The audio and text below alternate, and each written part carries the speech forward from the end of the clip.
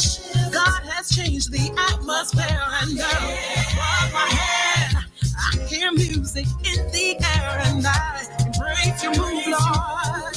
Your words are true, Lord. Hit music right now on UMERADIO. Yeah. Walking in your favor and your glory, taking back all my territory. The hand of God is gone before me. Closed doors are open for me. Walking in your favor and your glory, taking back all my territory. The hand of God is gone before me. Closed doors are open for me. Now is the time. Now is the hour to get up, stand up, and step into what God has for you. I won't let this moment slip through my fingers. I'll take a hold of the promise He has for me. In your favor and your glory, I'll walk in. God is gone before me. Those doors are closed, doors are open. In your favor and your glory, I'm walking, taking it back. Hit music right now on UMERADIO. Yeah. It's UMERADIO, touching your airwaves like something you've never heard before.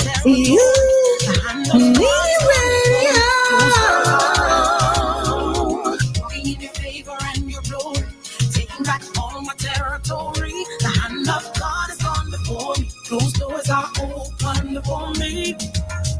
Now is the time. Now is the hour to get up, stand up, and step into what God has for you. I won't let this moment slip through my fingers. I'll take a hold of the promise He has for me. In your favor and your glory, I'll walk in. God is gone before me. Those doors are closed, doors are open. In your favor and your glory, I'm walking, taking it back. God is gone before me. Those doors are open for me. There's a shift. God has changed the atmosphere, and above my head I hear music in the air, and I embrace your move, Lord. Your words are true, Lord. Jesus, promise you get to me will never fail. In your favor and your glory, taking down all my territory. Those doors are open for me. Walking in your favor and your glory. Step by step, day by day. God is gone before me. Those doors are open for me. Now is the time. Now is the hour to get up, stand up, and step into what God has for you. No more delays and no stopping nowhere. 'Cause it's all over. It's a brand new day. Come on, help me say. Walking in your favor. Hit music right now on UMERADIO. Yeah. Walking in your favor and your glory, taking back all my territory. The hand of God is gone before me. Closed doors are open for me. Walking in your favor and your glory, taking back all my territory. The hand of God is gone before me. Closed doors are open for me. Now is the time.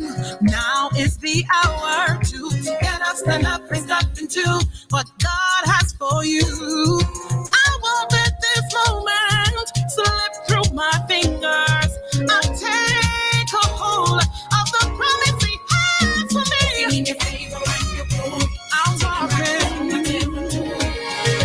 God is gone before me. Those doors are closed, doors are open. In your favor and your glory, I'm walking, taking it back. God is gone before me. Closed doors are open for me. There's a shift. God has changed the atmosphere, and above my head I hear music in the air, and I embrace your move, Lord. Your words are true, Lord. Jesus, promise you get to me will never fail. In your favor and your glory, taking down all my territory. I'm walking,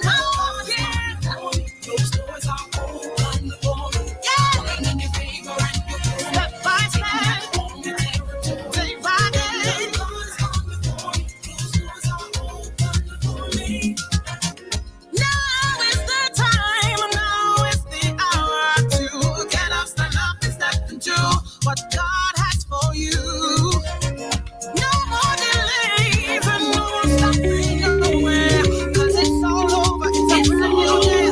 Come on, help me to say, walking in your favor.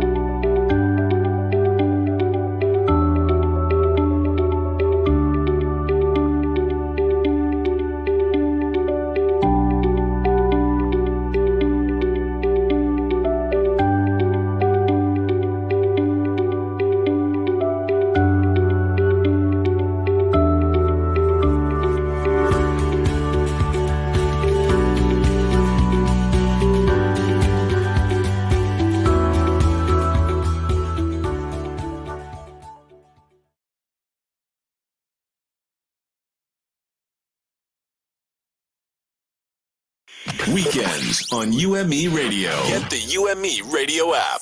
Are you ready for the weekend? Oh, yes, girl. Get your cup of tea and mic check, 1, 2. I am so ready To inspire, motivate, and educate. Weekends on UME Radio. The sun is up, and so are we. News, interviews, hot topics. Connect with us. Let us know what's on your mind. Follow, comment, subscribe. We're everywhere. UME Radio app, iHeartRadio, Amazon Music, iTunes, TuneIn, and all other digital platforms. Email us info@umeradio.com.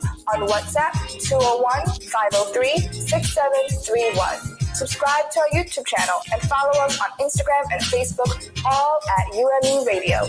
Follow me, Jesse, on Instagram at ink.jess, that's ink.jess, and on Facebook at Jesselyn Abel, that's JESSELYNE Abel, ABEL. And follow me, Marsha J, on all social media platforms at official Marsha J. Or you can just check out marshajnow.com. Weekends on UME Radio with Marsha J and Jesse. Amplifying the voice of positive influencers. UME Radio. Positive entertainment 24/7. Subscribe on YouTube and click the notification bell.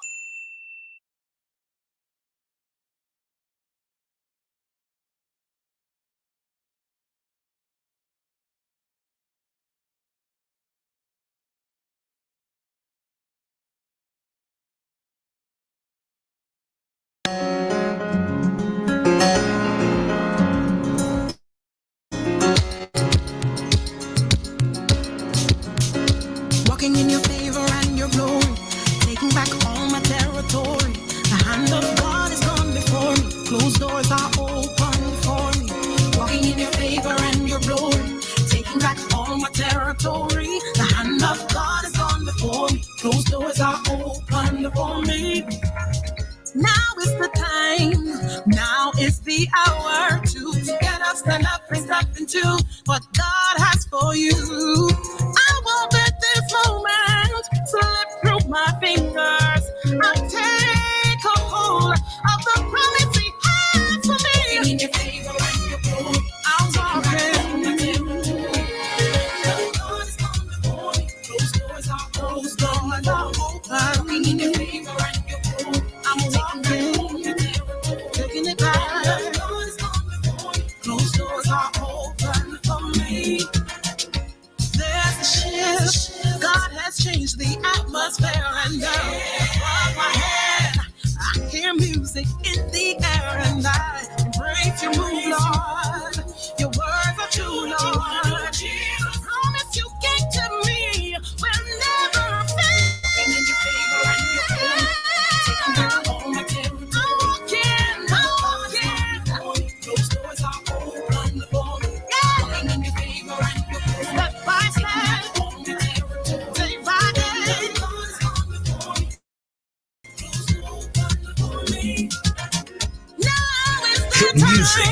right now on UMERADIO. Yeah.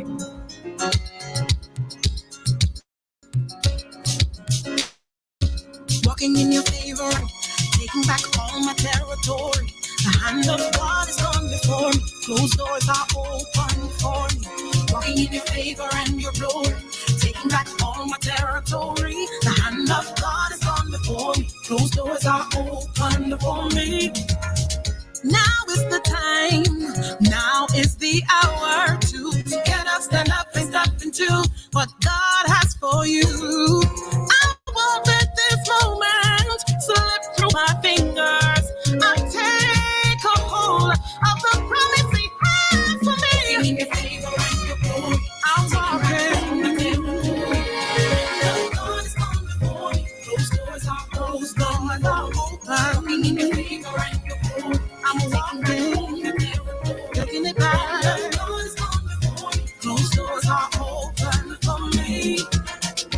There's a shift. God has changed the atmosphere, and now above my head, I hear music in the air, and I embrace your move, Lord.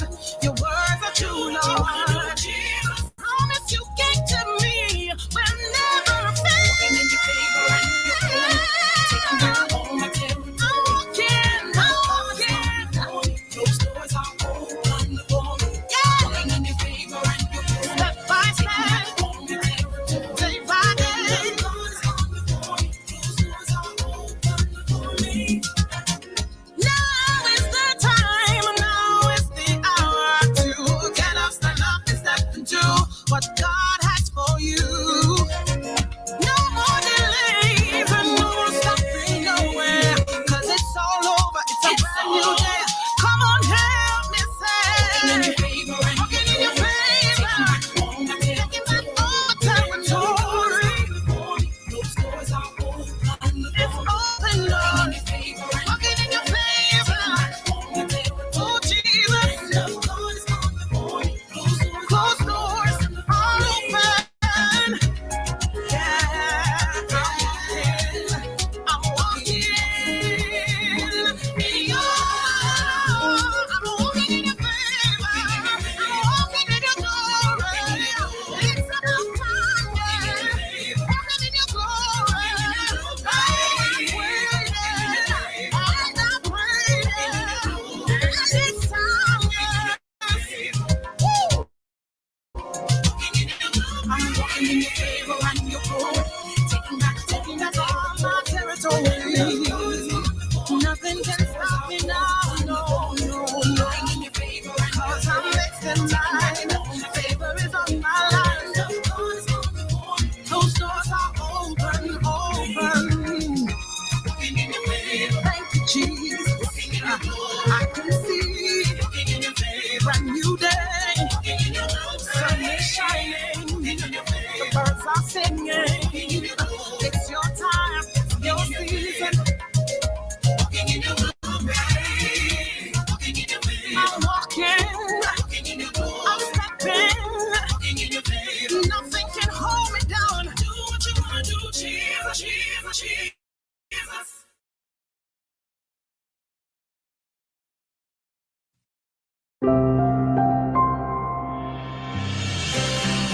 Thanks for joining us for this daily encouragement from the Our Daily Bread devotional. Today's reading was written by Amy Boucher Pye, and it's titled Dwelling in Our Hearts. Sometimes the words of children can jolt us into a deeper understanding of God's truth. One evening when my daughter was young, I told her about one of the great mysteries of the Christian faith, that God, through His Son and Spirit, dwells in His children. As I tucked her into bed, I said that Jesus was with her and in her. He's in my tummy? She asked. Well, you haven't swallowed him, I replied, but he's right there with you. My daughter's literal translation of Jesus being in her tummy made me stop and consider how when I asked Jesus to be my Savior, He came and took residence within me.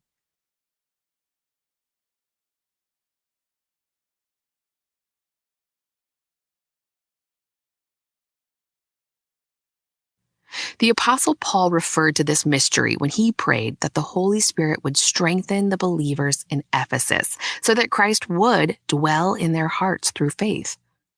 With Jesus living within, they could grasp how deeply he loved them.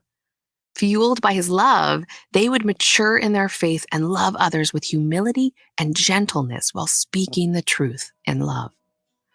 Jesus dwelling inside his followers means that his love never leaves those who've welcomed him into their lives.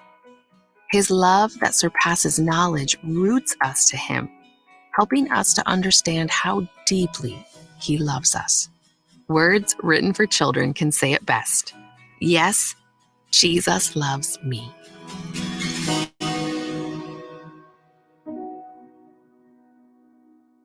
Today's Our Daily Bread devotional scripture reading is from Ephesians chapter 3, verses 14 through 21. For this reason, I kneel before the Father, from whom every family in heaven and on earth derives its name. I pray that out of the glorious riches he may strengthen you with power through his Spirit in your inner being, so that Christ may dwell in your hearts through faith.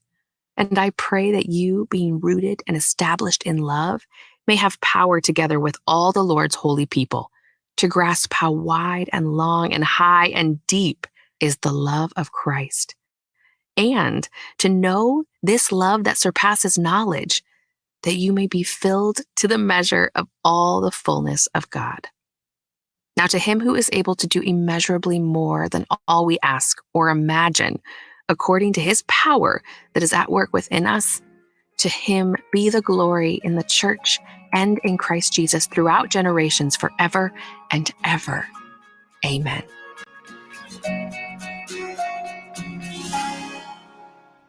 Let's pray. Jesus, thank you for being so near to us that you saturate us like water in a sponge. Remind us of this when we feel alone or we're broken and without hope. Fill our hearts with your love and joy as we navigate this world that is so in need of you, and make us your light to the dark, that others may see you in us. Thank you, Jesus. It's in your name we pray. Amen.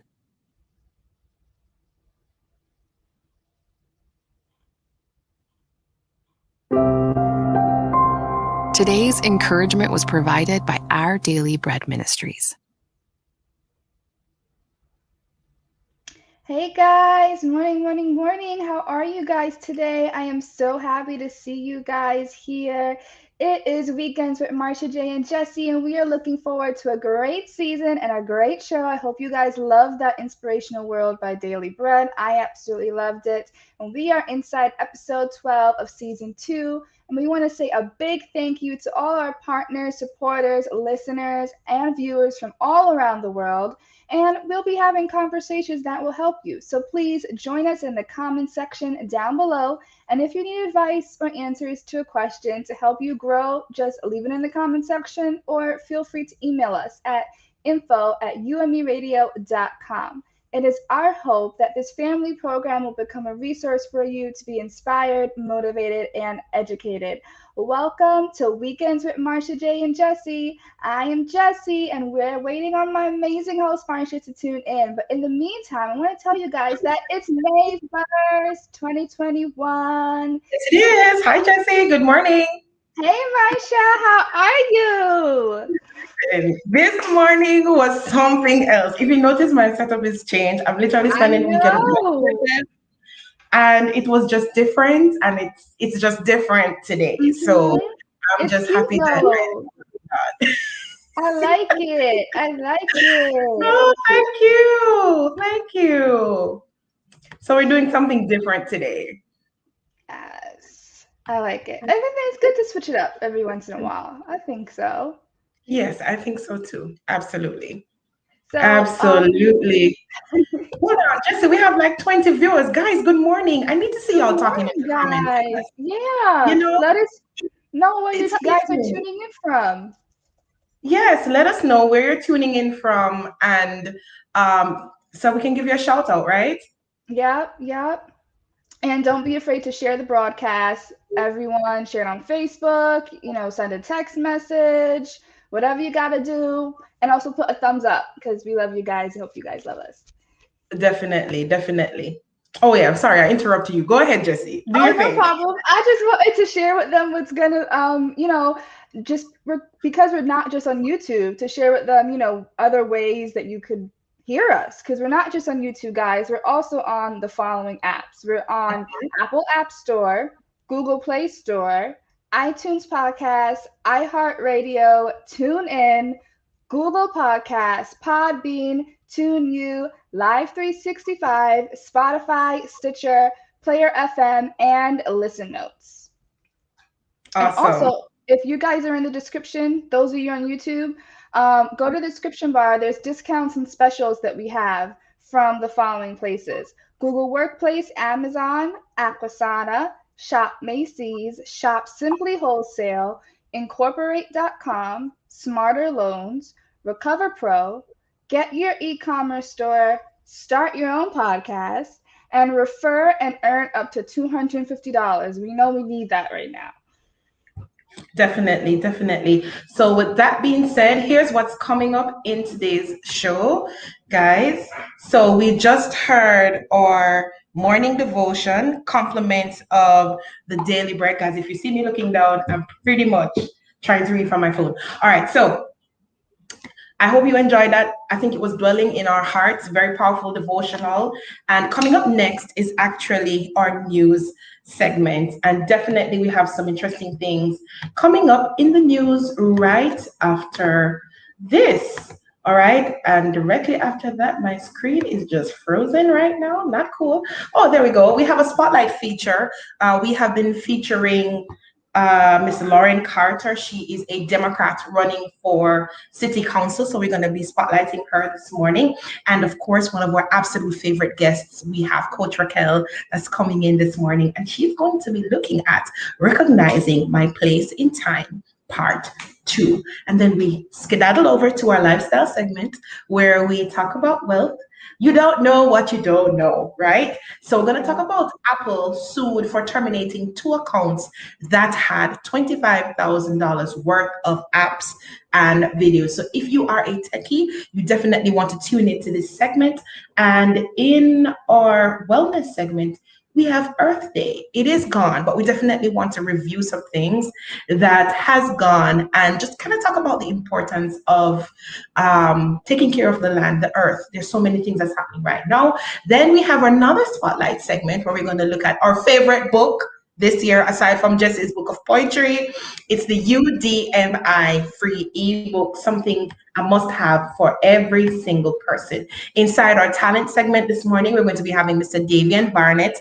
And listen, since December, we have not had an instrumentalist, and Davian is a bass player. Big up to all the bass players out there. Yes. So he'll be with us this morning. And then our regular weekly rivalry with the DJ Top 5 is definitely coming on. Right after that, I'm going to be talking with you about prepping for my trip to New York. I will be traveling to New York, and it's amazing because I'm like so excited. You know, I know Jesse has tons of questions for me, like, are you going to take the vaccine? Are you not going to take the vaccine? How are you going to pack? Aren't you scared? So I can't wait to answer those questions. And we're definitely going to spotlight Google Workplace thereafter.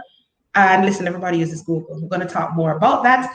In our quiz competition segment, we have categories. And if you have not played categories, you need to tune into that segment. It's going to be fun. All right. And we have Because We Can, and we have Ladies in Waiting Foundation, and they're in the middle of planning their trip to Africa. You do not want to miss it. And of course, picture of the day. Let's just say Jesse has cooked up a storm. I put a little twist. Y'all don't want to miss this one. This is, Jesse's Korean twist. You need to stay tuned for that. So pretty much that's what's up for today. Oh, guys, I forgot to mention it to you that this will be our last week of doing hacks.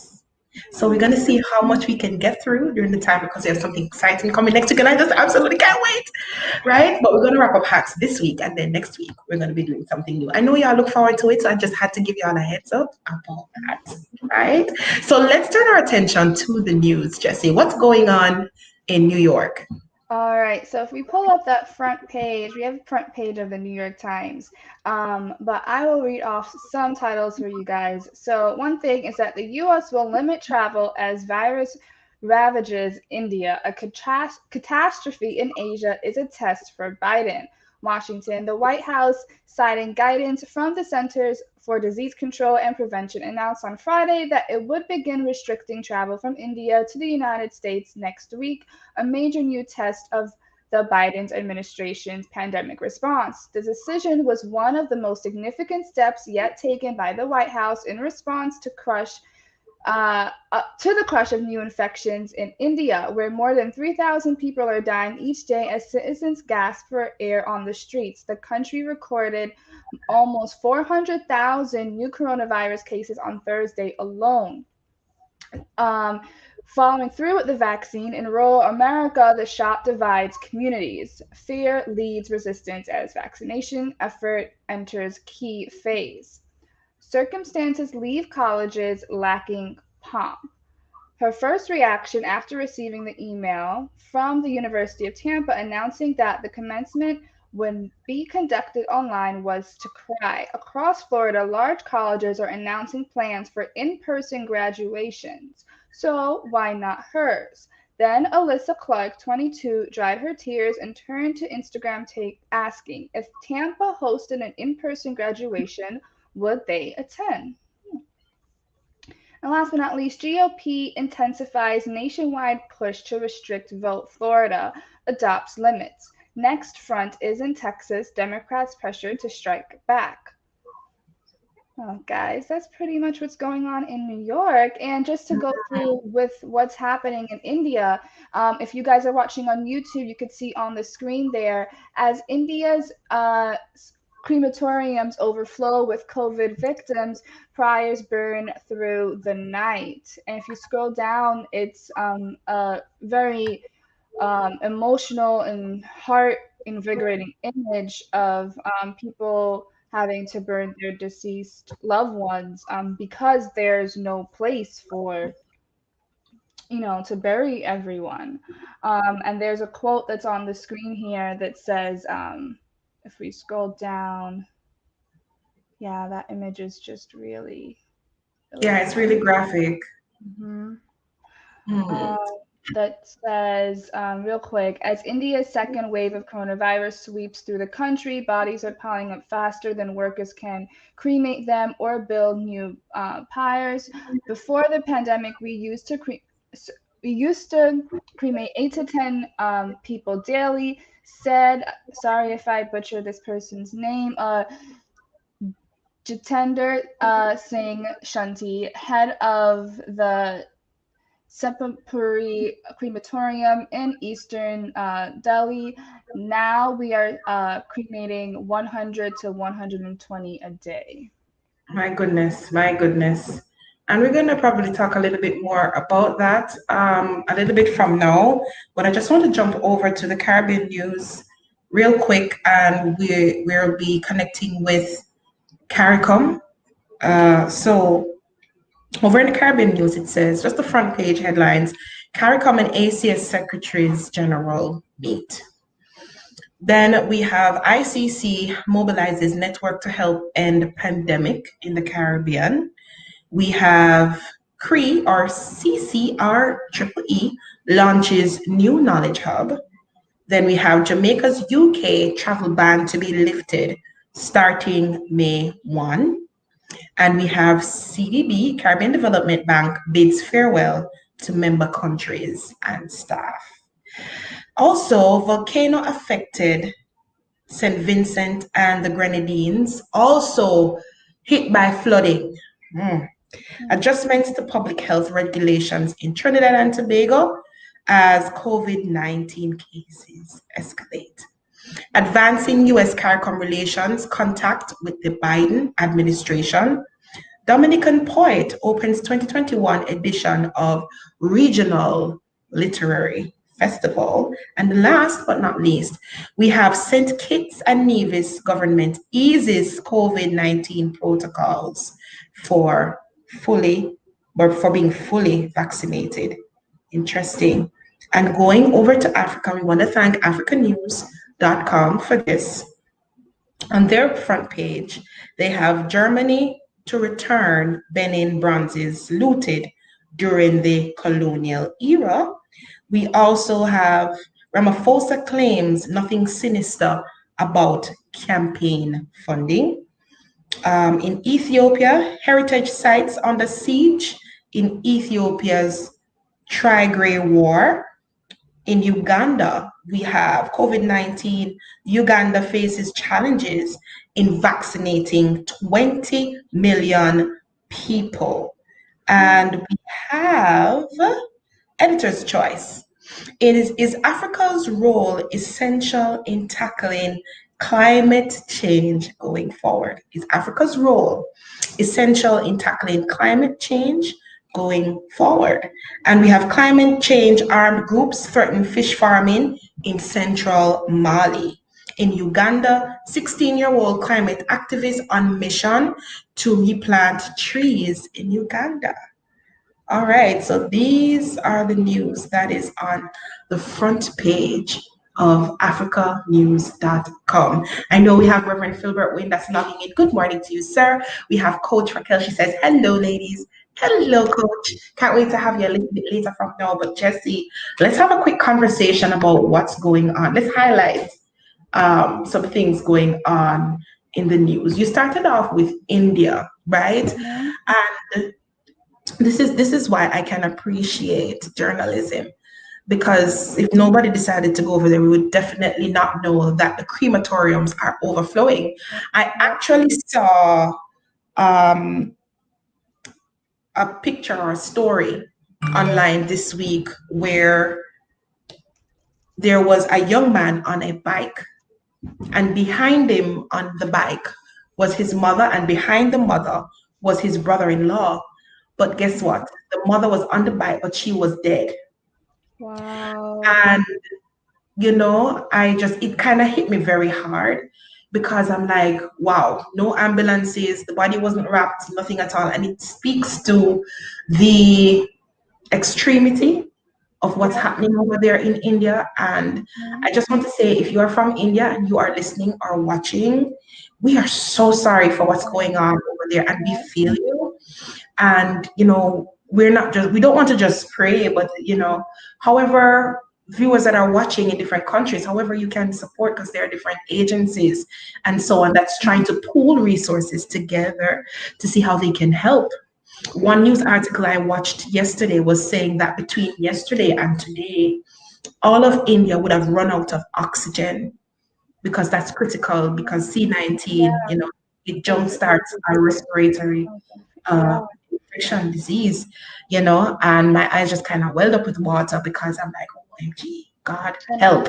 Yeah. But we are the hands and feet of God. So it's important for us to connect with a group, connect with someone that can, you know, help to send resources to India.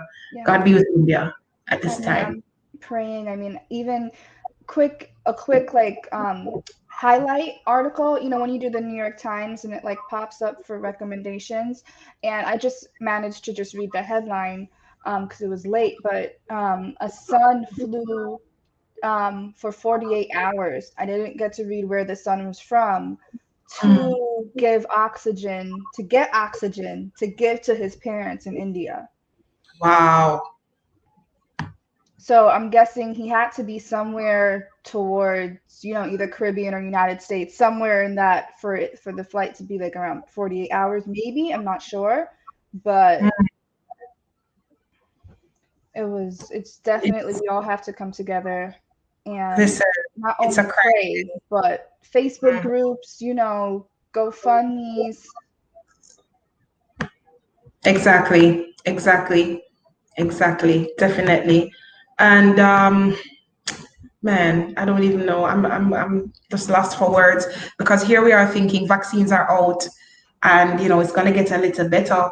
But here we see a surge in cases and there's nothing they can do about it. One CNN reporter was reporting from inside the crematorium, and he was saying, you know, it's the dead now have to take numbers like they're in queues. because you bring them there and you have to wait. So you have to sit there with the body of your loved one if you're the one that's there and wait until the process just kind of moves, and just to be there to see, man, in a funeral, it has to be hard. It has got to be hard Yeah. for those persons. And so, oh man, we continue to pray for India for sure. For sure. All right. So we also want to look at this morning, UN World Press Freedom Day. And I started off this conversation, Jesse, by just saying that the press at this time is very important. Very important because they are the connectors. We are the connectors, not they, we, because we are also broadcasting. We are the connectors for people to know what's going on wherever it's happening, so that we can help. And if you don't know, you're not armed, you're just gonna feel left out of the loop. Jesse, could you just go ahead and repeat what's on the screen? My screen is No not. problem. Yeah. Just scroll down just a little bit. Okay, so it says 2021 theme, information as a public good. So this year's World Press Freedom Day theme was information as a public good, and it serves as a call to affirm the importance of cherishing information as public good and exploring what can be done in the production, distribution, and uh, sorry, got glasses, small font, reception of content to strengthen journalism and to advance transparency and empowerment while leaving no one behind. The theme is of urgent relevance to all countries across the world. It recognizes the changing communication system that is impacting on our health, our human rights, democracies, and sustainable development. To underline the importance of information within our online media environment, World Press Freedom Day 2021 will highlight three key topics. One, steps to ensure the economic viability of news media. Two, mechanisms for ensuring transparency of internet companies. And lastly, enhance media and information literacy, or MIL, capacities that enable people to recognize and value, as well as defend and demand journalism as a vital part of information as a public good. And if we scroll down a little bit, okay.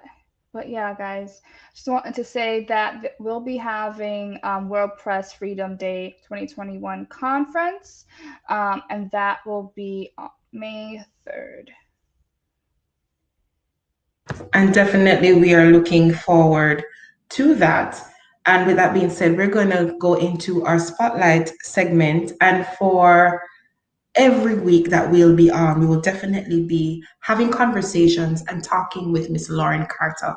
Get used to the name, know the name, say the name, Lauren Carter, because she is the Democrat that is running for City Council in Mount Vernon. And she has been such a delight since she's been here, and she has been having conversations about different things and how to transform and make Mount Vernon better. If you are watching us from New York in Mount Vernon, more specifically, we want to give you a shout out this morning and to encourage you to vote for Lauren Carter for more than one reasons. Just looking at her plan, I think we're going to show a video this morning, but was looking at the issues that she has highlighted. She was on Let's Talk Relationships. And for those of you who have not seen our program, Let's Talk Relationships, you need to tune in Mondays at 9 p.m. Eastern Standard Time. Right? And here we have an article on our website, guys, and we encourage you to visit our website because we always have constant updates about Lauren, right? So we had an article, an experienced leader positioned to restore Mount Vernon. And she spoke about her experience from the context of being a family person, and how has that prepared her for leadership. And in the article, and I'm trying to open the screen a little bit more so I can read some of it. There we go. All right, and I may have to turn my computer a little bit more to this side. Right. So she continues to have conversation with us about the issues that she's seeing in Mount Vernon and how, and you can scroll down a little bit, and how she plans to actually make a difference in there. I think she's one of those persons that she doesn't just talk the talk, but she walks it. Right. So she's not just a random person. She has served in civil service for a number of years. And now she's even doing her master's in urban planning. So she's extremely intentional about making Mount Vernon a better place. I know we're going to be talking with her in future about police reform. We heard a story about Makia Bryant, and that young lady that just got 4 shots when something else could have been done, and then she hasn't really voiced her opinion on it. But I think we're going to bring that particular episode next week when we have her here, even bringing up her anti-littering campaign, where she's definitely for the environment and protecting. Hello, in COVID-19, we definitely want to know that we are staying clean and we are staying safe. Yeah. You're about to say something, Jesse? No, I mean we have to protect the environment. I mean, this is the only place we got, and we ain't going nowhere. I mean, as far as I know, I'm not traveling to Mars or the moon anytime soon, even if the ability was possible. I'm staying right here on Earth, and we have to protect the home that we have. Definitely. And this speaks to quality of life. What's the quality of life that you have now? Because I think sometimes we're narrow-minded where that is concerned, where we only take care of our immediate environment. And so once we step outside our doors, nothing else matters. The garbage on the street doesn't matter. Just how we handle each other as people. It doesn't seem to matter. And that's a discussion that we had internally in our green room this week. Just how we ride in traffic, and if someone makes a mistake, and how we manifest road rage and things like that. Right. So when we look at how the life that we would want for ourselves and for our community, definitely Lauren, when she starts speaking, you will see that the same thing that you're thinking is the exact thing that she is thinking. And she doesn't just think it, but she literally has a plan. She talks about her comprehensive plan in different interviews and different articles. And I truly believe that Lauren can bring a change to Mount Vernon. Right, Jesse? Yes, me too. She is the change that they need. Yeah, definitely. And so we want to encourage persons to get on board and support Lauren Carter. And there are ways that you can help her, right? You can visit her website, laurenforcitycouncil.com, and you can let them know there is an icon there called Ways to Help. And once you click and you go in, you can choose to knock on doors safely, of course, observing C-19 protocols, making phone calls, social media blitz, host fundraisers, or if you just want to give funding towards what she's doing, because guess what? It takes cash to care. It literally does, right? And she's not working for herself. And she constantly says this, it's not about the money. It's not about anything like that. I just want to see Mount Vernon become a better place. And who doesn't want that for their community? You want to feel safe.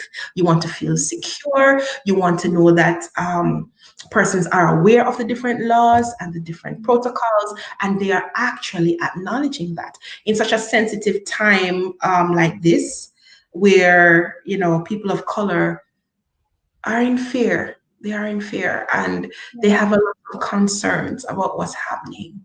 Put someone there that will be able to amplify your concerns. And we're all about amplification on UME Radio. So guys, go ahead, check out her website, do your part, vote.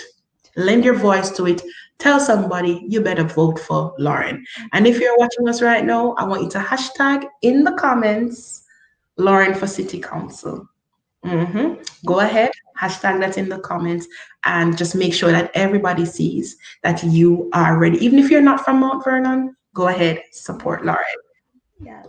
And we have Coach Raquel that commented she is inspiring, and indeed she is. Indeed she is. Definitely. And speaking of Coach, oh, there's her picture. There we go. There we go. So that's Lauren Carter, Democrat, running for City Council. Awesome stuff.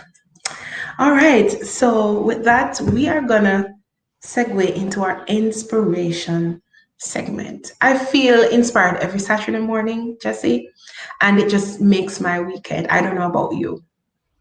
I do too. I do too. I mean, it's a good thing. Oh, do we have Lauren Carter's birthday message? I think it's popping up.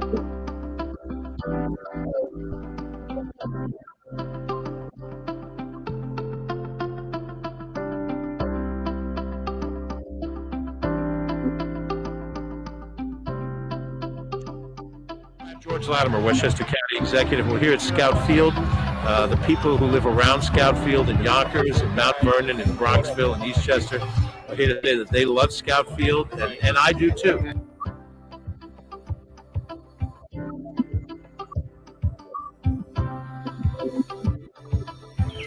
Good afternoon, Mount Vernon.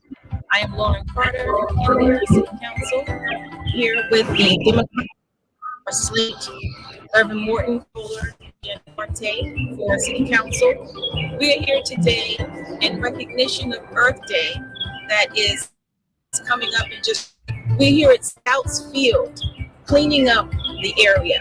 And we're actually on the Mount Vernon side of Scouts Field at this moment. And we just want to encourage all Mount Vernonites to utilize this field.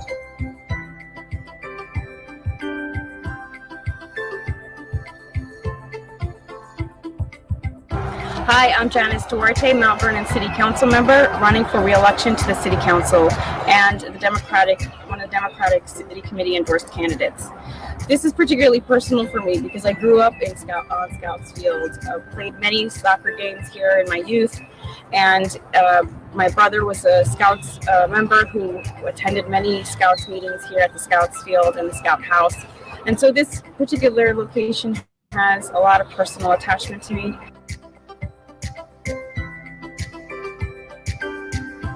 I'm Darren Morton, the candidate for comptroller for the city of Mount on the Democratic slate.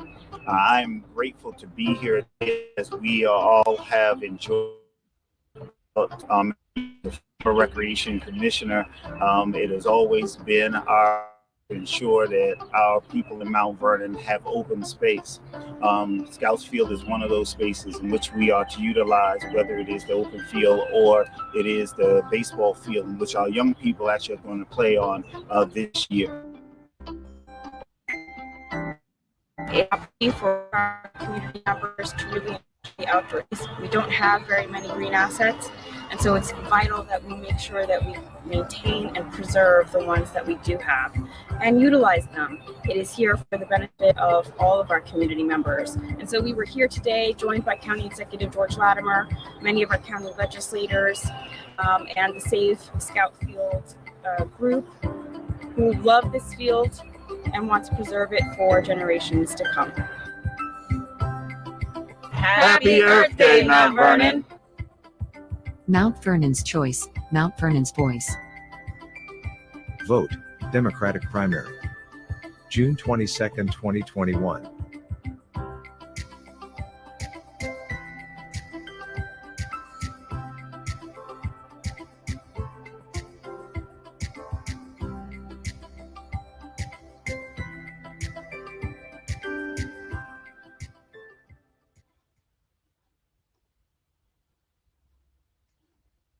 All right, so that is what is going on with this awesome message on Earth Day and her just overall community like development and everything like that. And with that being said, we're actually going to talk about Earth Day because it just recently passed.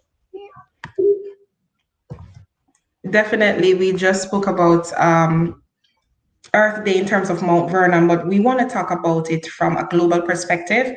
And so I want to turn our attention to the UN News, right? So there's a commitment to restoring the planet, UN chief says in message for International Mother Earth Day. And we're going to hear his message in a minute, but just to kind of go through that article.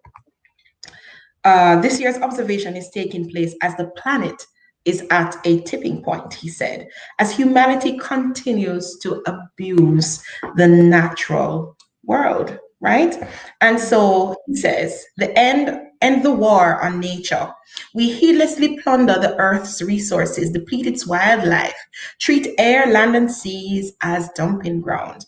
Crucial ecosystems and food chains are being pushed to the brink of collapse, the UN chief stated. This is suicidal, and there's definitely a call to action that I know he's gonna do in his video. But Jesse, if we even notice that fruits are bearing outside of their seasons. Summer are now more heated than normal. It's not even yet, and you feel like the sun is just really high. There's flooding, like what's happening in St. Vincent and Grenadines, and so many other in Australia and California.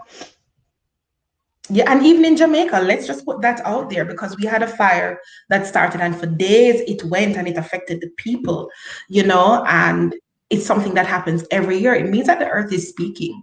The earth is saying something, and we definitely need to acknowledge this day, and we definitely need to be listening. Now, let's go to a message from Mr. Gutierrez as he gives his version of Mother Earth Day message for 2021.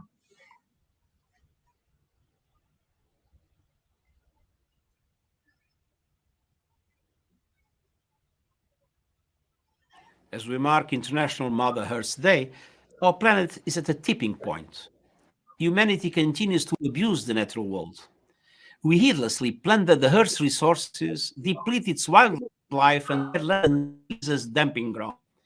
Crucial ecosystems and food chains are being pushed to the brink of collapse. This is suicidal.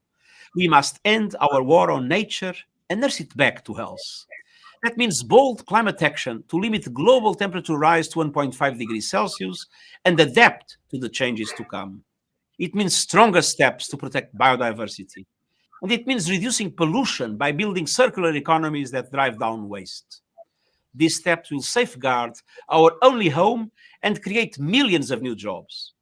Recovery from the COVID-19 pandemic is a chance to set the world on a cleaner, greener, more sustainable path. On International Mother Earth Day, let us all commit to the hard work of restoring our planet and making peace with nature. Very powerful. I do want to say, Marsha, when he mentioned the pandemic and it being like a start new, say, quote unquote, and start to take care of our earth. I don't know if you remembered during the height of the pandemic or a little bit after, like around May, June, when no one was traveling, there were no cars on the street and everything like that. And animals started to go back to like their natural area and come out. Like there were dolphins in Italy. There were also dolphins in East Hudson on the Hudson River a couple months ago that they were spotted by. And I'm just wow. Like God just was just like, I'm gonna put you on. No one's doing nothing, and let me show you what I could do. Exactly. And the beaches have cleared up, and I've noticed it even in my own community. The beaches are looking even more inviting. The sand is looking whiter, the seas are looking clearer. I'm like, wow, maybe the earth did need rest, because I think that's one of the biggest lessons that the pandemic has taught us. And so in collaboration with Mother Earth Day, we're just seeing where the earth is also, when we respond, the earth responds. Yep. And originally, you can look back in the book of Genesis, we were charged to take care of the earth. That's something that we were charged to do. And I don't think we're being very good stewards of that. So in a way, I'm kind of thankful for COVID because, we are all a part of the circle of life. And it's important to acknowledge that. For sure. For sure. Yeah. So as we wrap up International Earth Day, I still feel inspired. And with this inspiration, it's time to bring on Coach. Tell us some more about Coach for those who don't know about her, Jesse. If you guys don't know about Coach Raquel, she is a proven strategist. Raquel is a beneficiary of the Cornell Bank of America Women's Entrepreneurship at Cornell University, where she completed certification in entrepreneurship. She is also a certified career coach. As a child, Coach Raquel endured the countless challenges of poverty firsthand, which ultimately shaped her into the compassionate, courageous individual she is today. And in overcoming such hardships, she has become adept to helping others avoid these and other pitfalls of career and life to step into their best version possible. Above all, with over 15 years of leadership experience, she is a true advocate of positive change in the 21st century, helping individuals and companies achieve their goals. And as we have here, Coach Raquel, welcome to our show. Good morning. Good morning, and thank you so much for having me. Can you hear me? I can hear you. Am I okay? Wonderful. Thank you so much for that inspiring introduction. It's such a pleasure to be here with you. If I may comment, Lauren Carter, she really inspires me. And, I think it's so important that we show up for people within our community, especially those who step out to lead, because leadership is not for the faint at heart, even though we are all leading from where we are. But to step out and publicly declare, I'm about to lead something, can be quite frightening, quite frightening. So I commend every person who's leading.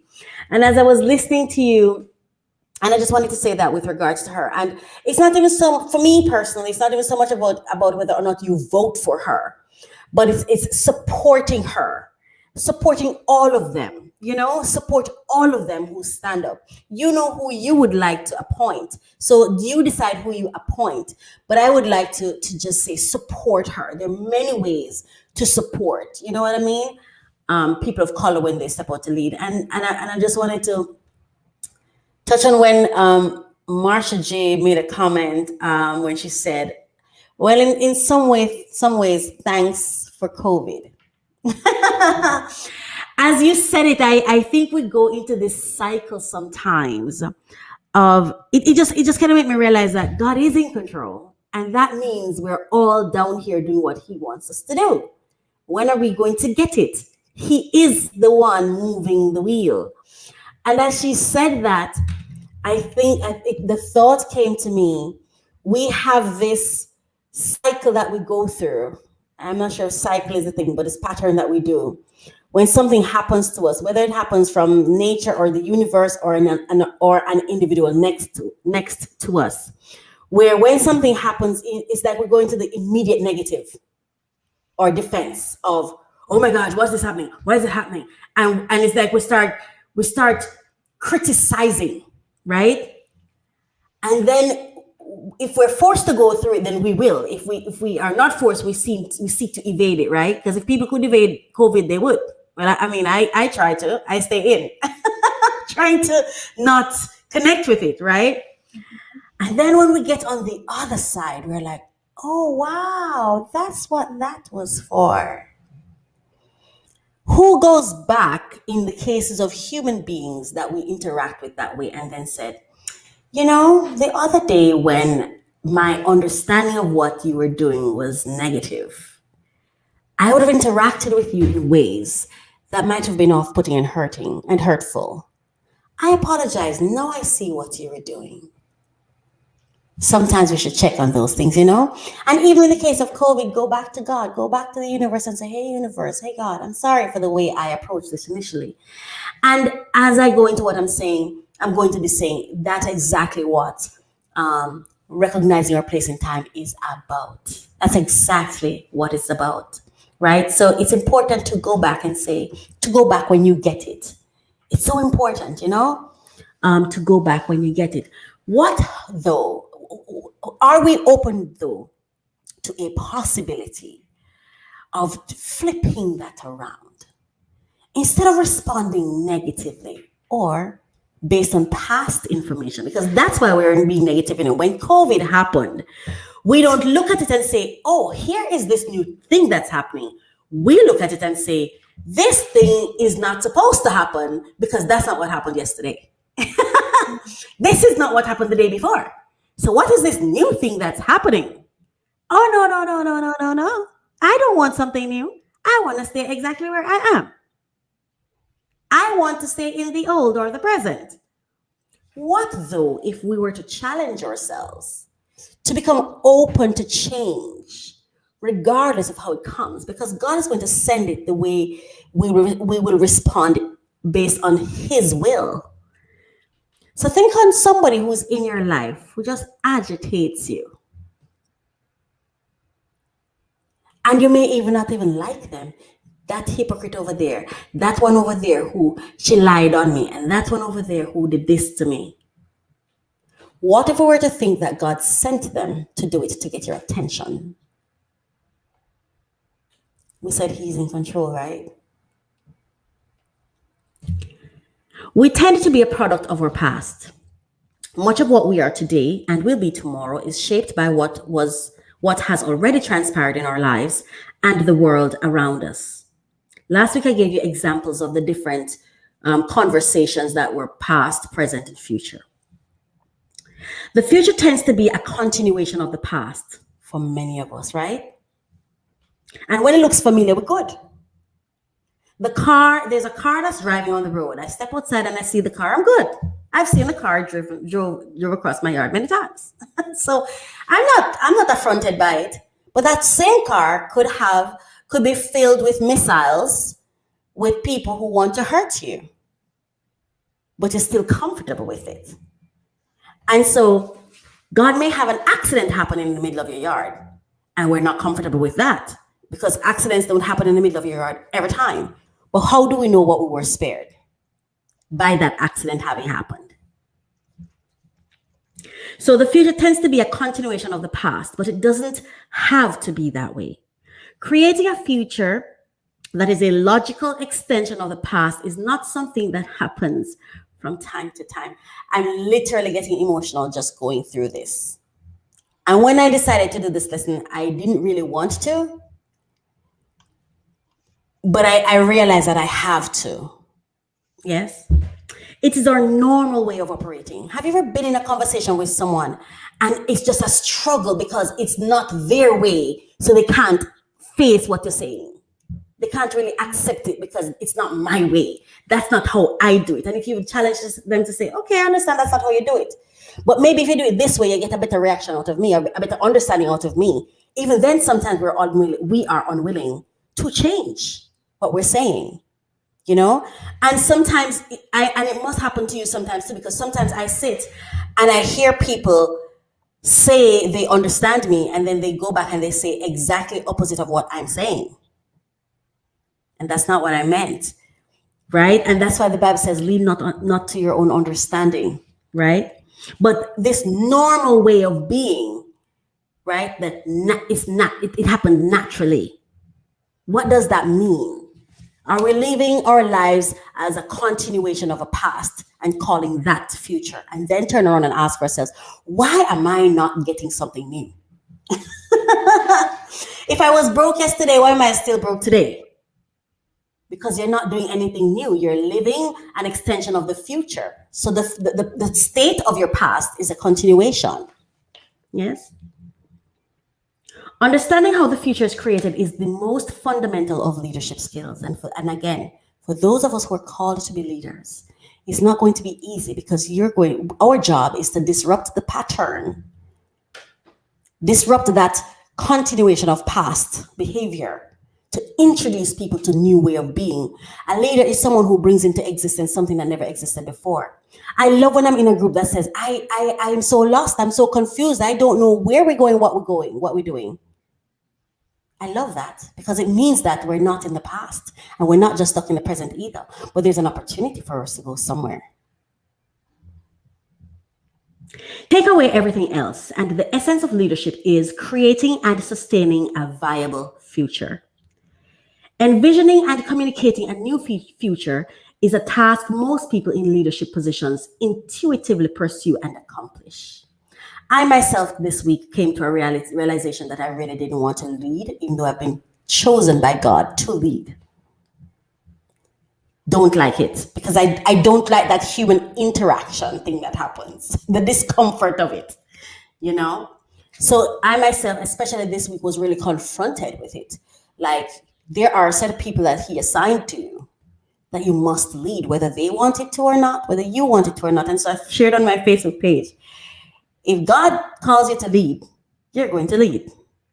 The type of leader you become is up to you, right? So you can do it willingly or you can do it kicking and screaming. And I've been kicking and screaming. So just imagine my poor followers. They must have been in a lot of pain, right? To do this, leadership must be able to shift from conversation rooted in the past to conversations that create a new and a different future. So envisioning and communicating a new future is a task most people in leadership positions intuitively pursue and accomplish. To do this, leaders must be able to shift from conversations rooted in the past to conversations that create a new and different future. Anytime we take actions based on opinions, assessments, and interpretations, the best we can hope for is to achieve incremental change. What is worse, in some situations, we will unknowingly take actions that perpetuate the situation or problem we're trying to change. This becomes an endless cycle. As a leader, we live more of our life in the future, while the people we lead stay mostly in the past or present. Our job is to think ahead and draw outlines of the future for others. The future begins with a conversation, first within our heads, then with others. It begins with a possibility, a commitment, a vision, a dream. Everything we create begins with a conversation that grows and grows. The action that follows is based on a new possibility, not the past. Without a new possibility to drive action by default, action is driven by the past domain into the more, better, different trap. More, better, different. If past conversations drive action, we will tend to make incremental change. Now, I just want to share this, that for example, and I liked when I share this, I put myself in it because I want you to understand, the listeners to understand that you're not alone. You're not alone, right? I go through it, other people go through it. There are ways in which to find out and to understand whether or not someone is a leader. And there's something I also want to share, that sometimes persons may be of the opinion that, oh, this person is the leader, so they're the ones that's going to do it. No, we all lead from where we are too, right? We all have responsibilities and accountabilities. And one of the mistakes I realized for myself that I was making, but it wasn't a mistake, I just didn't want to lead. So instead, I would just do things myself. You need my help, I just do it for you and then send you on your way, right? Now, leadership is different. And it's one of the reasons, again, I didn't want to lead. Because to lead you, I have to challenge you. I have to cry if I have to, but I have to allow you to go through your process and do your work. And that is what a lot of people don't want to do, their work. We want others to do the work for us. It doesn't work that way, right? It doesn't work that way. Leadership doesn't mean that I come and do it for you. Leadership doesn't mean that I tell you what to do. Leadership means I am there to support you and to disrupt your patterns and to help to create the strategic framework for futuristic performance or achievements, right? So it's also very important for us to understand why our leaders are in that position. So sometimes when I hear people say, oh, this one is not doing that, even for example with Donald Trump, I saw him very different. He was actually a really great leader to me. And the reason I say that is that he was great at disrupting. That's what leaders are supposed to do. But the reason we hail those who don't disrupt us is because we feel comfortable. But then we reach years and we look back and we're like, oh, darn. This person did not do a thing for me. This person did not have any outcome. The reason COVID-19 will have certain outcomes, as we look at it, as we say, the environment, maybe it was for the environment, right?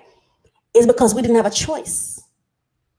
So we have to now ask ourselves, where I'm at today, how am I choosing to be here without knowing?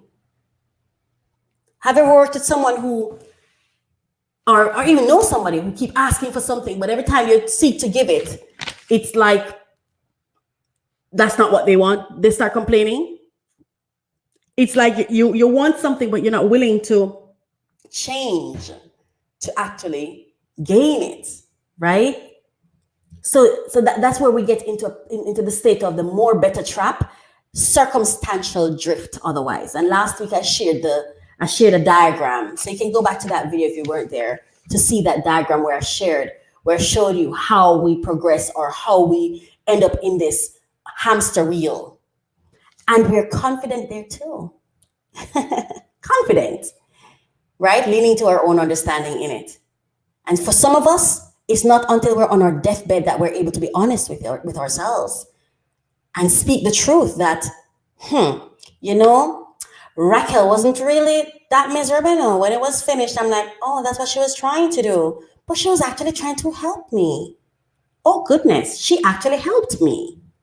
Do you go back to Raquel and say, oh, Raquel, would you forgive me? I got it wrong. You were actually trying to help me. I just didn't understand. And then Raquel could tell you, you weren't meant to understand. I had the vision, and that's why I disrupted you. These distinctions, finally, to wrap this up, these distinctions about past, present, and future are critical in personal leadership, as well as to leading others. They are the foundation for conversations, for possibility, and unless we are able to bring them to the surface, we will be consigned to conversations about our past rather than conversations for the future. It is really, it's very important to, for example, when I'm working with people, right? And God is amazing, because he knows that if he gave me the words and if he gave me everything that I needed to communicate it to the people that he's trying to get to do something, he knows that I would tell them just to end the frustration, right? Just to not have them be mad at me. And I'm getting emotional even just saying this because, like I said, I am trying to say, okay, God, I will lead because I realize that's what he's asking me to do. And it's challenging because I'm a child of rejection. Being a child of rejection, I feel like I don't want to put you in the position to reject me. So I'm just not even going to come. So when I walk up and I disrupt something or I say, no, do this, first persons are going to think how she said it. What could she have meant by it? And all these interferences happen. It even happens to you when you're speaking to yourself and when God is talking to you. There are times God is talking to me and I'm like, no, Raquel, no, don't think that. I did not think that. That's me responding to God. That's him talking to me. I don't have the capacity to think on my own. I don't have the capacity to generate concepts and ideas on my own. I don't have the capacity. I can look up at a person, listen to them speak, and then say, okay, I know exactly where you're trying to go because the picture's already in my head because he already gave it to me. So that's how I know when you come to me that, I'm supposed to connect with you. But then when I start saying it to you, you go back to the more better trap, right? You go back to, oh, this is not something I'm used to. This is not my regular routine. No, no, no, no, no, no, no. You're not going to get me to turn on another highway. Oh, no, no, no, no, no. Or they will say, no, I need more information. I need clarity. But it's not possible. It's future. How is clarity possible until you take the plunge and trust God and understand that He knows what He is doing? You're welcome, Apostle. Yes. You see, what we don't understand is, and the black community is going to have to go back and say, oh, darn, thank you, Trump, one day. Because what he did, for example, for racism, he disrupted the pattern of racism. Who's going to recognize the George Floyd results and say anything about Trump? If he did not disrupt the patterns, would our mindsets have changed? Would our actions have changed? We have to be careful how we treat people who we think are horrible, because oftentimes those are the ones who's really doing God's work, the disruptors, the persons who, I remember when I learned who I was, I did the change style indicator. I wasn't even supposed to be there. It was over 200 leaders. It was only the top leaders that were supposed to be there. That's what I'm saying. I know it was God, all the training, all the rooms he brought me in. I was the one person who was like, what the heck am I doing here? And everybody was listening to me. And I'm telling you something, again, I'm just learning it more and more. I remember my executive directors, I remember one sat me down and she was like, Raquel, you are so smart. We're trying to catch up with you, but we'd like you to just be patient with us. You're at a place that we don't even know where it is. You're so far ahead of us. And my whole attitude was like, lady, do your job. I actually said it out of my mouth. I didn't even understand why they kept me there, but I understand now, right? I didn't even understand the power of the task God gave me, because I was talking to her then about what's happening right now. I did not know. Because like I said, I cannot tell what the future is going to be, but I know what the disruption is and the picture's in my head, but I can't communicate the picture, because remember, for example, language is man-made. So for me to even communicate it, which is why sometimes when I'm speaking even with my team, they're like, that's not what I meant. And I see it. So sometimes I don't speak. I create strategies. But to do that, you need that commitment with someone, because that gives you the authority to disrupt them, right? Why am I saying all of this? It goes right back to the topic, recognizing your place in time. When you speak, where does it place you? Is it in the past? And we're not talking about present tense and past tense. That's not what we're talking about. So I'm just gonna, if you allow me, and I know my apologies if I go over time. I just want to run through the sample sentences, just so that persons understand when I say this, what I mean. And I want to say thank you to a Canadian soldier who helped me understand who I was. I was saying when I went to the course with the leaders, I did the change style indicator. And I remember when I walked in, I said to him, will I change when this training is finished? Can you help me not ask so many questions? Can you help me not know something and have people come to me? I want people to stop coming to me. Can you tell me what to, I hope when I finish this course, I know what to do to just have people not come to me at all, like just not come to me, right? And I did the change style indicator, and I was the only one at 32 on the originator scale.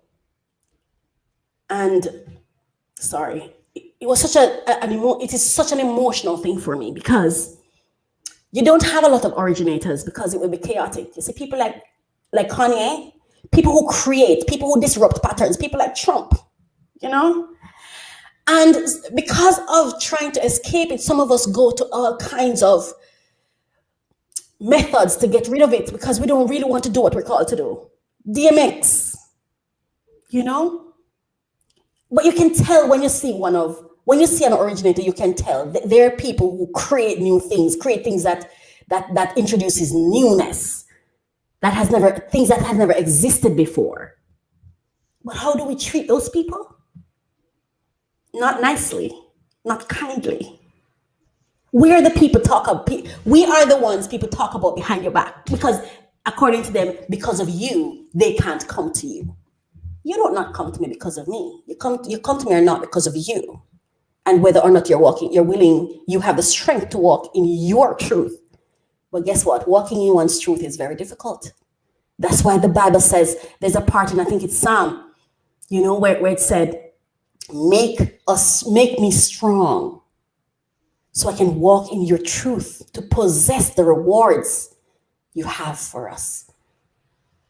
And so I take it all as a lesson, because God would have me sit down and write and develop ways and means and things to help people who are willing to come to disrupt those patterns. So here are the examples. This is an example of a past conversation, of a conversation where you're in the past. And this is in my course, Learn Your Ideal Customer on Udemy, for anyone who wants to go deeper, because there are certain strategies that I also create. We developed, myself and Minister Carl Marriott, we created Mindfulness and Ministry Masterclass, and we talk about the Deborah effect. And we also, I also created I think it's a quiz or cartoon or something like that, a worksheet that demonstrated God as a strategist, a businessman, which I think would really help persons, because he inspired me to do so. So the first one for the past is, I think the major difficulty we have is the way we're organized. That's a sentence, right? I think the major difficulty we have is the way we are organized. This sentence is in the past because it describes how things have been organized.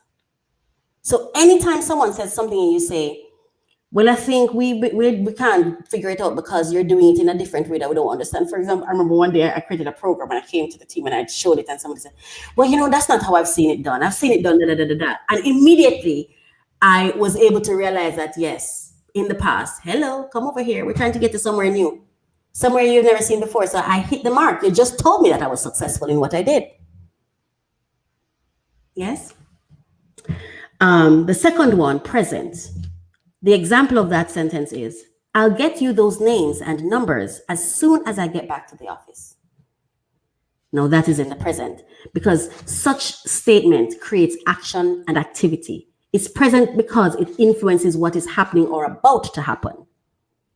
And guess what happened to present statements? They become past the moment it's spoken, right? Because it has happened, right? Or it's about to happen. And as soon as it's done, it's gone. Now, future. This is the one I want us to remember.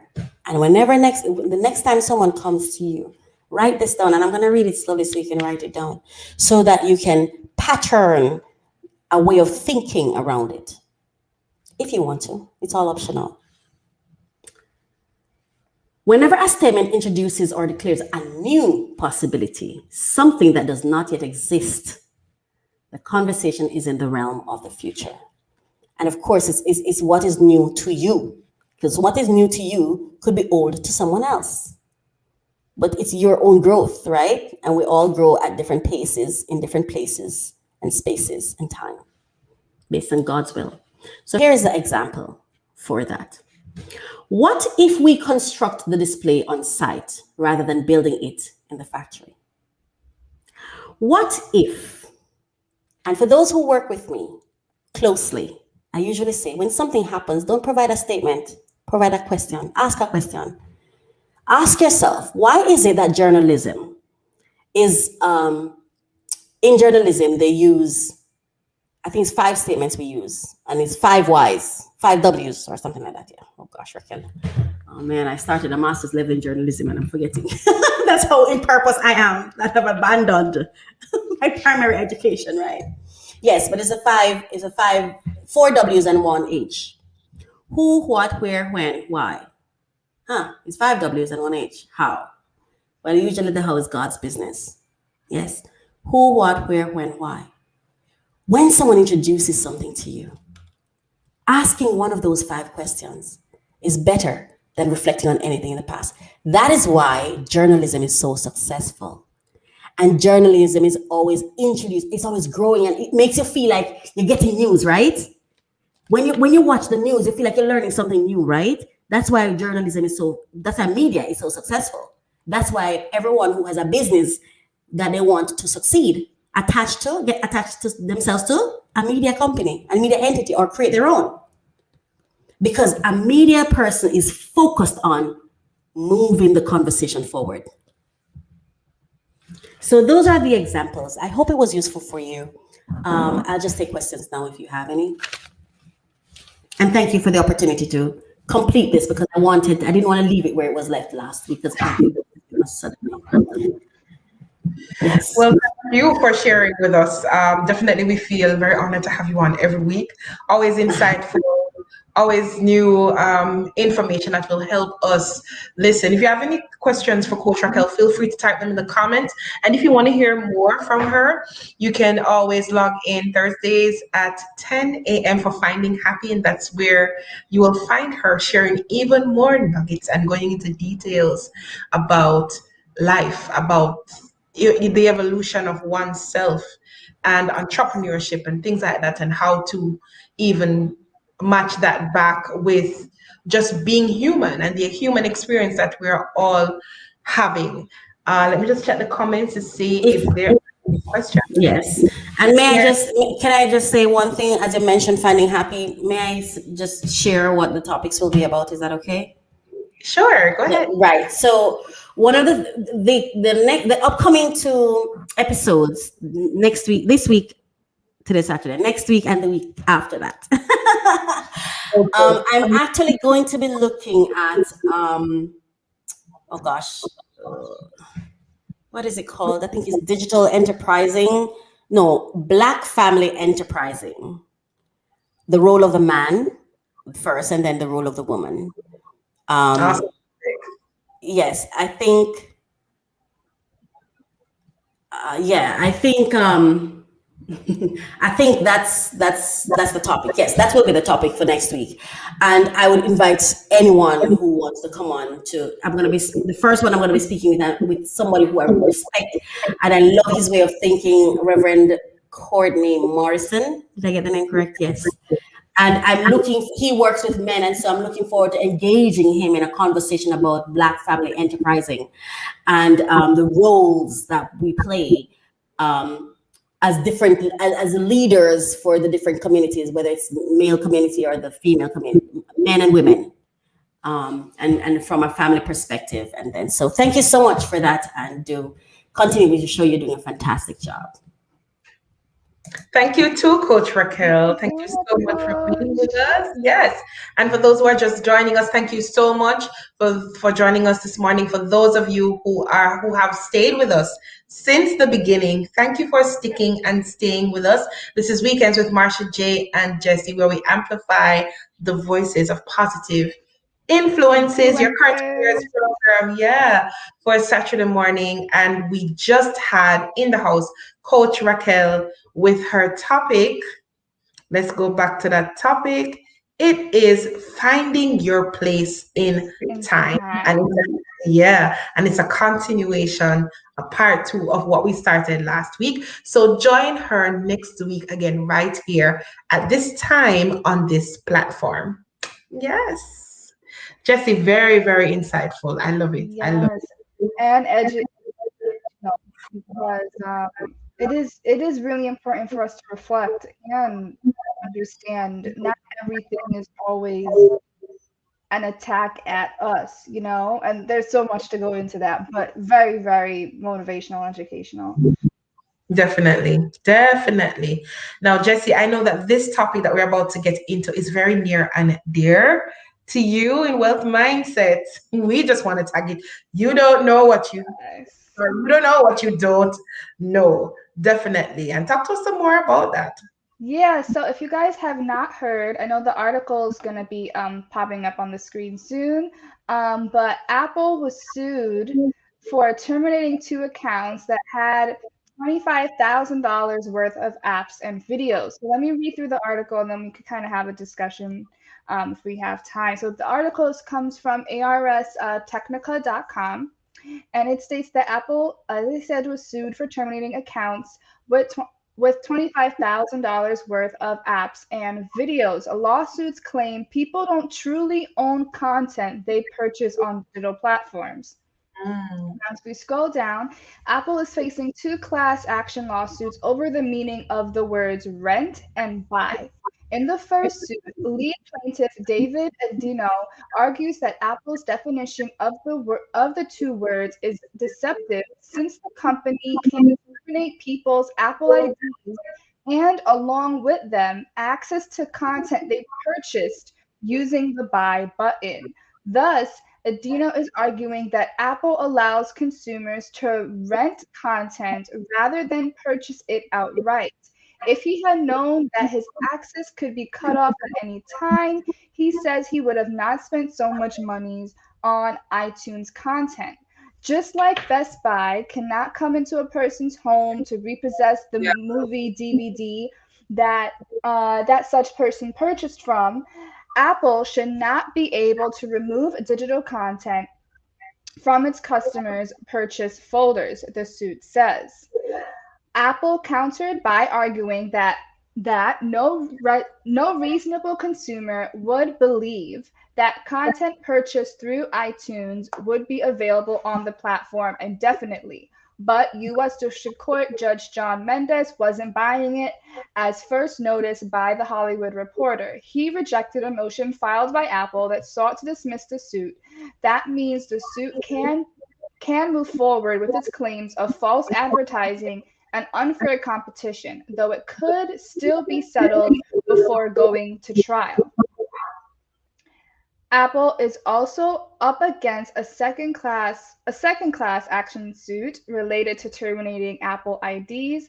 In this one, lead plaintiff Matthew Price claims he lost $24,590.05 in iTunes, the App Store, and in-app purchases, along with $7.63 in account credit, which became inaccessible when Apple terminated his account.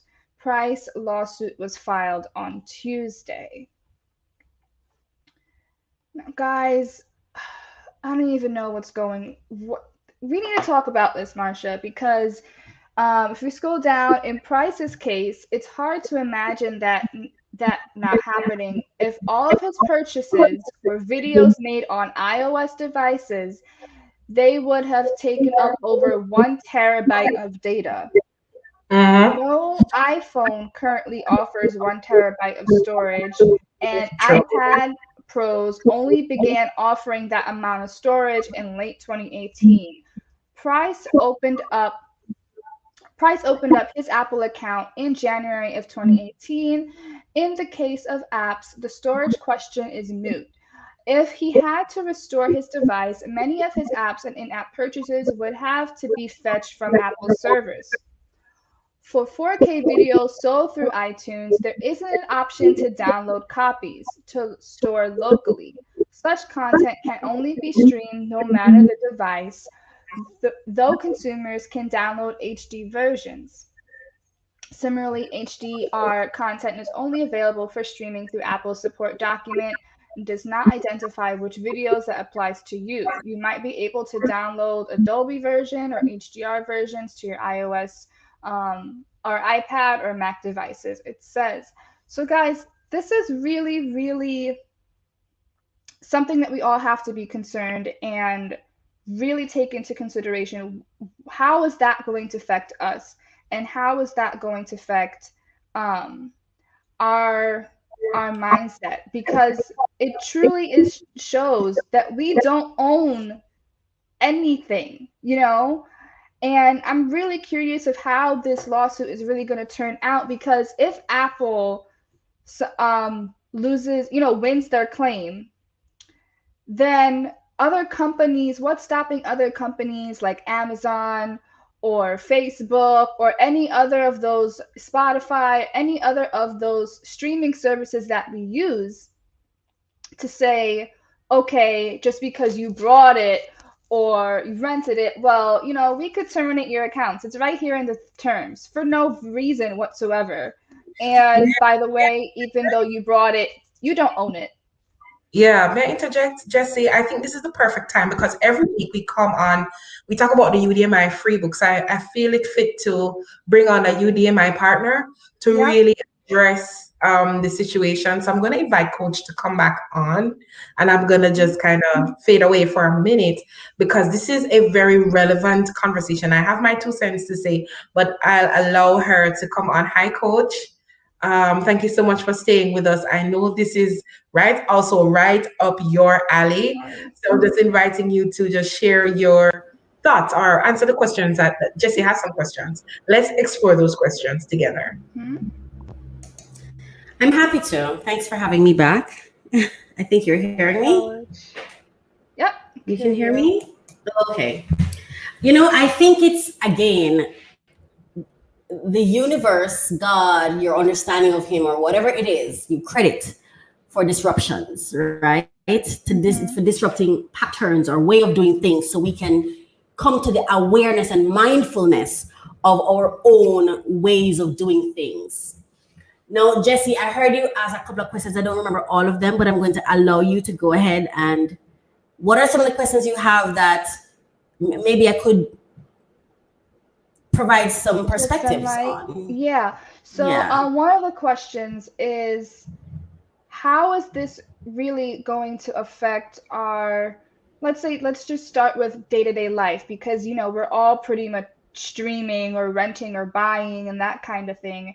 What's your opinion of if Apple wins this case, or these cases, sorry, how is this going to affect our every day-to-day life? Or should we be looking at the terms before we just, you know, sign up with a certain company or, you know, decide to buy or rent a product? Right. Okay, so this is what I'll say. First of all, let me be clear that I have not yet read the document.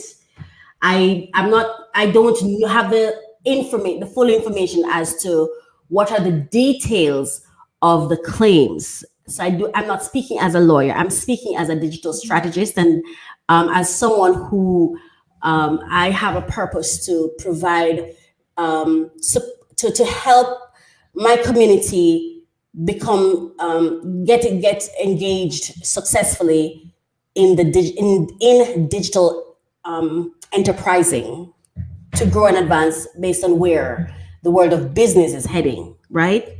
Now, I've been talking about this from 2013. Again, I said it earlier. I didn't even know what God prepared me for, but he had me for 2 years. I was sitting in front of my computer, just learning things, doing different things. And I thought I was just there having fun because I was having fun, you know, learning things. And some persons would be like, why are you doing that? Like, we're not, it's not like everybody's going to go online. You know, people used to say, why are you always online? Like, come outside, you know, stuff like that. And then here we are. Right. The first thing we have to ask ourselves first, and one of the things I heard in the thing you said was rent or buy. I think it's more than just the word from a perspective of whether you rent or buy it. I think it's what did you rent or buy? It's called streaming. Right? They never said you're buying a file that is owed to you. So we have to get clear about, become intentional about what we're doing. Yes, we have to become intentional. So how do we think it's good? If they win, I don't see why they wouldn't win, but I'm not saying who will win or not. Yeah, but let's say they do win. Yeah. Go ahead. I hope if they win, go ahead. Oh, just to clarify that the lawsuits is over those is the meaning of the words rent or buy. That's the lawsuit. And like you said, Apple is saying that they're arguing that there's no reasonable consumer would believe that content purchased through iTunes would be available on the platform indefinitely. And that's an argument too. And I'm sure their lawyer, because I'm not a lawyer, and if I was their lawyer, I would also talk about what did you buy? You bought streaming. See, what I hope is, I'm not saying how the outcome of the case should be, but in answering your question, if they should win, I would hope that people will wake up. That's what I would hope for, that people actually wake up. I think we're in this slumber state. In the book Think and Grow Rich by Napoleon Hill, he said it clearly, and the Bible says it too, and God demonstrated it too. To buy the world back, he had to pay his son. He had to pay. But we don't want to pay for anything. So guess what? Because we don't really want to invest in ourselves and do the work that it takes to build our own, we catch on somebody else's, and then over time think if we invest all we have in their thing, we can own it too. It doesn't work that way. So we have to get clear about, so you said something about, do we need to read the terms of these documents? To be honest with you, we should. But do we and will we? Some of these terms are so everlastingly long, to be honest with you. Small print. And for me, exactly. And a good marketer markets a product that becomes a part of habit and practice, right? You see when I talk about it, I said we're we said we're creatures of habits. It's not that we're creatures of habits, we're not. What we do is we choose to create a future that's a continuation of our past. So as soon as we hook on something, oh, this thing is good, oh, I'm gonna ride this forever. Doesn't work. Your life shouldn't work that way. Yes, we are here to create. The only thing you should be riding forever is you and what purpose and will God sent you here for. Because you see, remember, I think I spoke about, I don't know if it was on this show, but I spoke about 7 reasons success requires strategic praying. And one of the things I said was, man's reward for work is more work, but the divine gives favor and grace. Right? It's in the Bible. You can read it, right? When someone else makes the investment to develop something for you, they determine how it works. And even if Apple loses, and sometimes that's the part that scares me. If they lose, will the lesson still be learned? YouTube can shut your account out too at any time, right? And worse than Apple, than the case of Apple, where you buy streaming and you didn't get hard asset.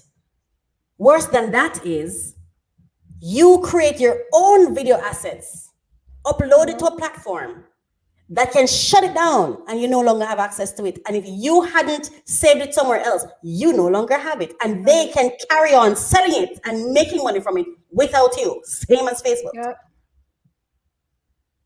And would they be wrong?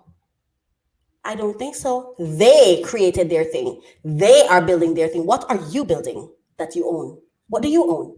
How is this different from when you work at a place and then you leave, and all the years that you worked there is left in their reservoir, but all you're left with is work history? I'm saying, see it different. If God allowed it to happen, and he allowed you to see that it's happening, he's saying to you, whose brand are you building? Whose brand are you building, and why? So personally, I understand, for example, if I buy something, I have to make sure I can download it. If I can't, then I'll know, oh, so this is only something I can listen to for the life of my membership with them. And I believe anyone should have the right, because you see, you have to also think about freedom of speech, the freedom to do things.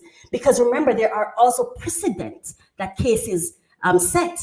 Does that mean that when I create my website, and if I have you on a subscription, one day you're going to come sue me because you think you should have it forever? You see, we have to look at it from different perspectives. Yeah. Yes. And I like that you said that that marketers, depending on the company and everything, their job is to market a certain way, because I think, like, one company that we are not sponsored by them. If you want to, cool, but we're not sponsored by them. That I really use on a pretty daily basis is Audible. But Audible markets that if you have a certain amount of money, you get certain amount of credits to get books, regardless of the actual price of like the physical book. Right. And they market to say if you were to leave, you unsubscribe, you don't want, you keep the books that you still brought with the credit. Right.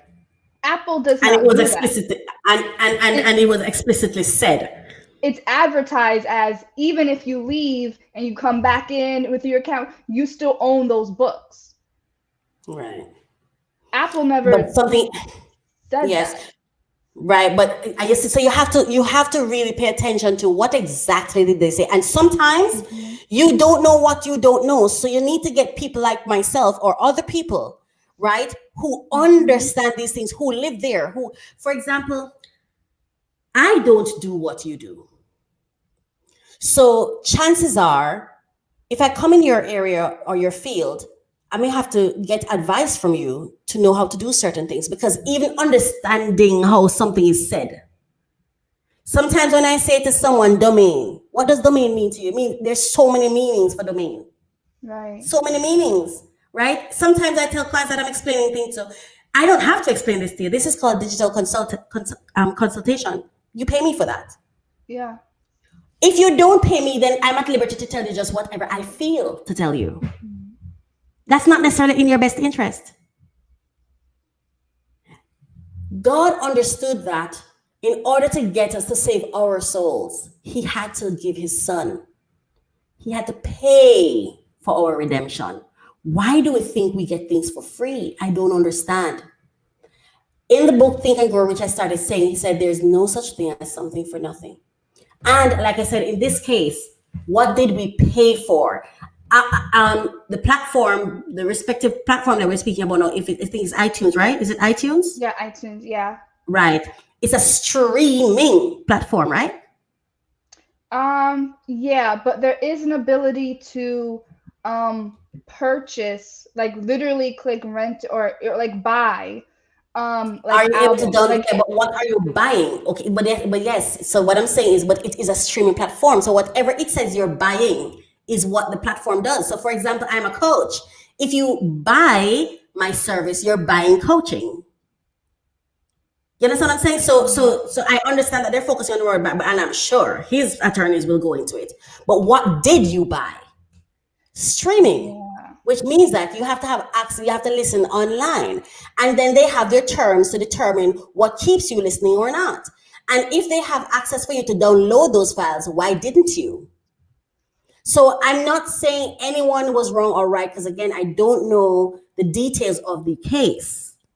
But I'm just saying this for all my people of color out there who's listening to me. It's going to become important for you to get your own digital advisor, just as you have to get your own accountant and lawyers and doctor. You need experts to help you when you're investing, not just your money, but your time too, right? And stop shortchanging yourself, because when you get quote unquote, I posted something on Facebook the other day and I said, if someone approaches you and say, I'll do this for you, it's a selfish move. But if someone shows up to you and say, how can I support you today? Or what can I do for you? How can I help you? You should seize that opportunity. I never understand when I say to someone, what is it you want and how can I support you? And they say, I have to think about it. I don't know what it is. You lost me. I'm gone.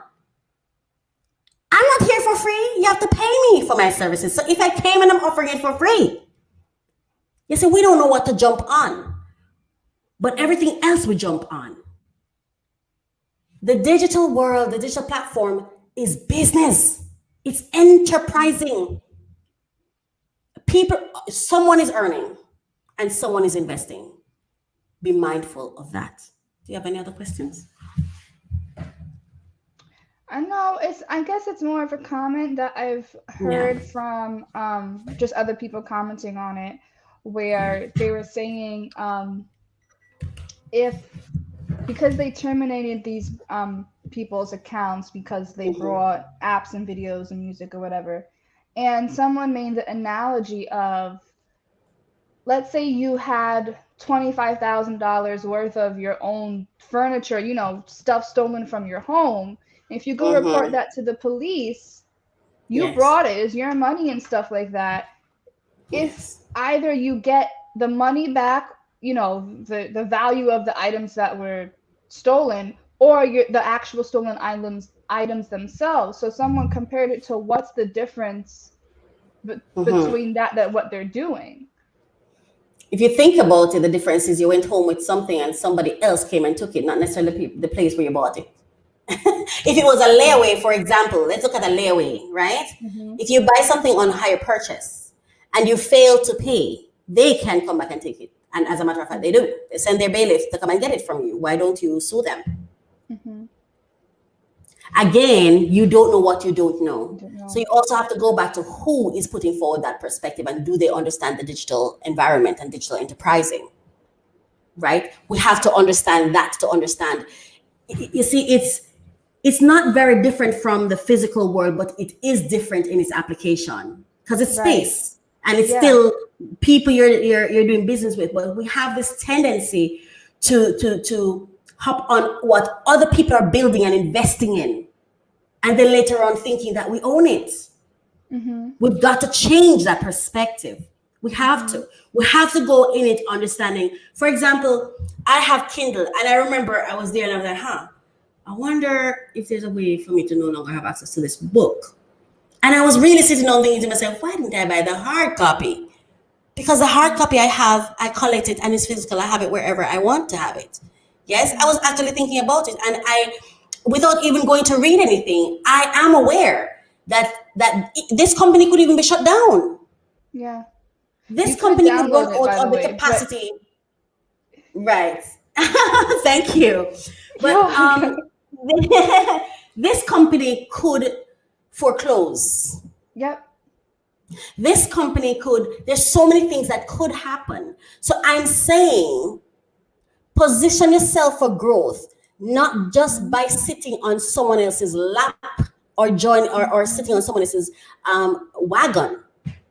But you need to have your own, right? They have all these programs too where they tell you to buy in for shares.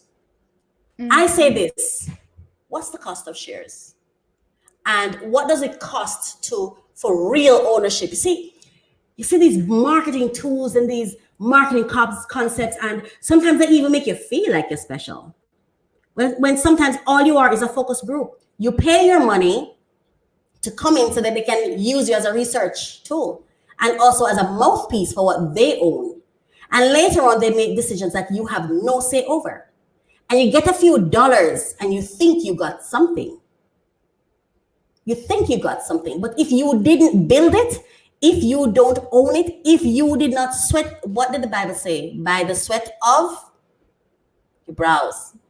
There's no shortcuts, my darlings, to grace and favor. It's given by God. There are no shortcuts. It is my hope that they work with these persons to work something mutually beneficial out. Right. But we've got to get to a place of understanding that you cannot build other people's houses and then expect to get the title when they put you out of the room. It's their house. You're the one who went and built it. Build your own.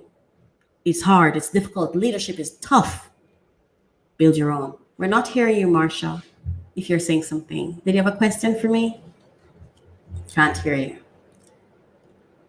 I don't know which microphone you're speaking. I think we're hearing you now. I can. Do you have a question for us? Thank you. Yes, I wanted you to address collaboration, right? Because in conversations prior to now, collaboration is a word that is used a lot. So how do you collaborate and not lose? Because I'm thinking Apple is a growing company, has been around for a while, and they're offering something.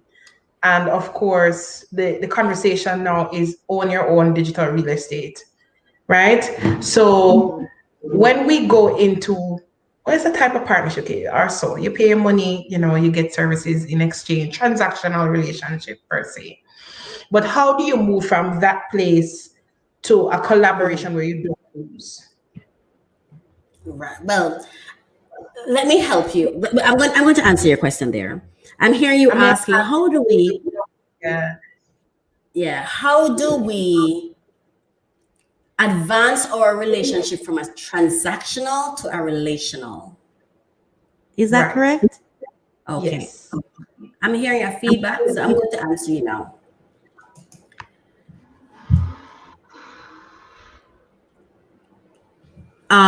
When Christ came, he got some disciples, right? How I operate is this.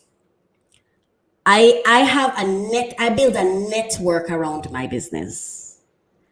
My network is a collection of people, a selection of people who share in my purpose, or our purpose synergize, right? Synergy, there's synergy in what we're doing. And we work together through a partnership. I always say consolidate, collaborate, monetize. Don't monetize until you consolidate and collaborate, right? So you have to become clear as to, am I buying this thing from you and I owe you nothing and you owe me nothing? I just buy this particular thing that you've presented. This is a product. It's a book. I'm buying it from you. You owe me nothing and I owe you nothing after that. And that's the extent of our interaction. I purchase something and I leave. That's a transactional. The relational is where, for example, you have affiliate marketing where they say you can partner with us and you can resell, or you can make our product one of your offering, right? And then you can resell our product like your own. That's one way of benefiting. So for example, let's say you can't create watches, but you want to go into the watch business because you love watches and you have something to add to it. Then you can partner with someone who makes the watches, but you may customize yours. Or you may do something special with it. You may add it with something else, but you need to add something to it if you don't want to lose. Because if you build a business around just taking their product and selling it, without adding anything to it, then any day they go out of business, you go out of business too. So as to, I wouldn't say so as not to lose, because you have to lose to gain. But I think what you're saying is so as to have some return on your investment later on, some kind of longevity, right? How you do that is you have to bring something to the table. You have to give something too. You can't just show up expecting to receive. Showing up expecting to receive is transactional. Showing up expecting to give is relational. Is how you establish collaboration. When you give something that they would have to pay for and they barter or trading something that you also wouldn't have to pay for, even if there is some level of payment anyway. But what you want to get into a situation of is you have to make yourself become indispensable to them. Otherwise, you're dispensable. You have to make it so that they need you. And to do that, you have to invest. And you have to learn the product that you have. You have to invest time and money. You have to know what this thing is, and you have to know how it connects back to your own purpose. The only way not to lose is to be in divine purpose. That's the only way not to lose. To be in divine purpose and to connect with your ideal network. That's why I have the course that says, learn your ideal customer. A lot of us, sometimes you ever find yourself in a situation where you're pursuing a particular customer and you're wondering, why aren't they uptaking it? Like, they even become your friends sometimes, but they're still not uptaking your services and you're there struggling. They're not your customer. They're not your network. So there are people who are just going to be your transaction, the people who you get up and you go to serve them. And the most you can expect to get from them is research. Feedback. Because all you can expect to get from them is feedback. And then there are other people that you collaborate with. and they actually help you build. As a matter of fact, as an extension to that, I'm a part of a network, UME Digital, UDMI Brands Network, UME Digital Media Inc. And there's a network that we build around what we do, right? And the reason we do that is because we believe in not employing, but empowering. So we don't employ you, we empower you. So we say, if you have a brand that you want to build, and you see we're doing something that could help you build that brand, you can come into us and we can collab, we can partner, you can join our network, right? And we help you build your brand and connect you to our service network or client network database. We connect you with the resources we have access to, but you're the one who has to do the work to build your business. So you get paid when you do your work and you grow your business, and we provide access to tools and resources for you to be able to build your brand while you're doing what you're doing. And some of the times, some people lose because they cannot see the value in us. They think some of them prefer to be paid. And that's how slavery happens. There's no way around it. There's no way around it. You're either building somebody else's business or you're building your own. Everybody, you're either building somebody else's or you're building your own. You have to decide. That kind of system where people don't even understand the access to information, even in our own network. I don't even understand it sometimes when you give them information that we would have paid big money for, and they don't even uptake it, but they expect their business to grow. You even have situations where we've had cases where people come in and they make money and lost their membership in the network and lost clients because they didn't know what to do next. When poverty of mind is of such that you focus only on money. Poor people think about money. Poor people. Rich people think about things. Wealthy people think about ideas. Ideas, resources, access. Do you know that if we had a God but no access to him, we would just be down here by ourselves? It's not that he doesn't exist. No access. Little things like those. And I've watched people lose clients not understanding that when that $1 million that you're asking for comes, it's going to come with some people you have to serve. Okay? So the people who, I want it easy. Boy, I don't want to have to do with this. I don't want to have to deal with that. Go work for somebody and build your business. And when things like this happen, don't complain. Learn. But again, we talked about it earlier, right? It's the continuation of past behaviors and actions, but we're expecting to get to a future state. I do not see how Apple is wrong unless there was an agreement with them that I'm not aware of, because my understanding is Apple is a streaming platform. So when I pay for something on there, I understand that I'm streaming something, and a stream is not a physical, not a tangible take up in your hand and walk away with thing. It's a common line, give them your attention so they can advertise to you and make money thing. Right? So even when we're streaming those music and stuff, while we are listening, they're advertising and using us to make more money, as they should. And as we should. So how am I, even when I'm doing things like other persons, I always say to myself, okay, so if I use this, especially if I'm going to be using it multiple times in what I'm doing, I start thinking, so how can I earn back from that? I don't need to own in your business. I want to own in mine. How can I use yours to build mine? So those are my thoughts. Any other questions?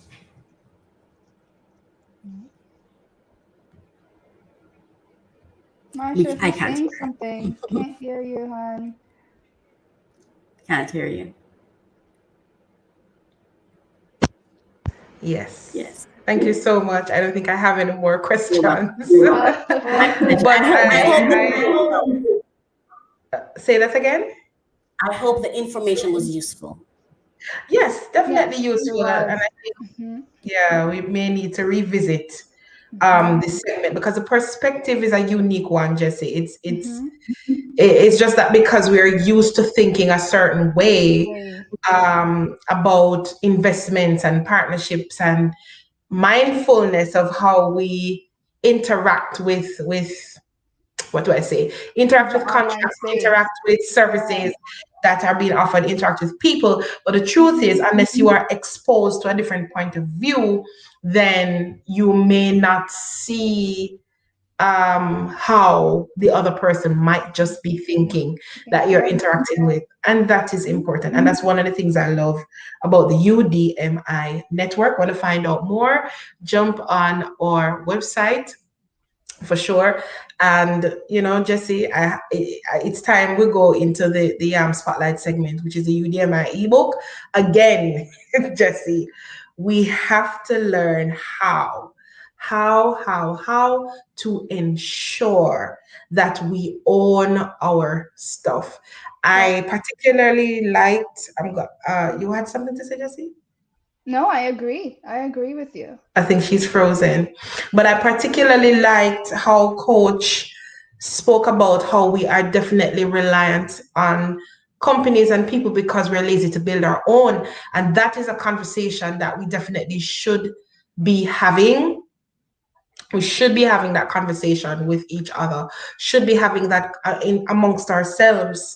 And it is a popular thought, but we think that owning something is only for those who are business minded and things like that. But the more we get exposure to conversations and networks and circles and understanding how the other half thinks, then you are going to come to yourself and say, oh, wow, I didn't even think about it this way. Thank you for that particular perspective. And so with this ebook, it's going to give you free information on how to get started on that particular journey. And the truth is, it is also owned by people of color, and our interest is really to ensure that you are empowered, armed with knowledge. To be forearmed is to be forewarned, is something that I always say. And it is very, very important that you think about your legacy. You think about how it is that you are going to, or what it is that, better yet, what it is that you're going to leave behind. How is it that you're going to manage the resources that you currently have? Jesse, I think either I got cut off or you got cut off, but you are about to say something.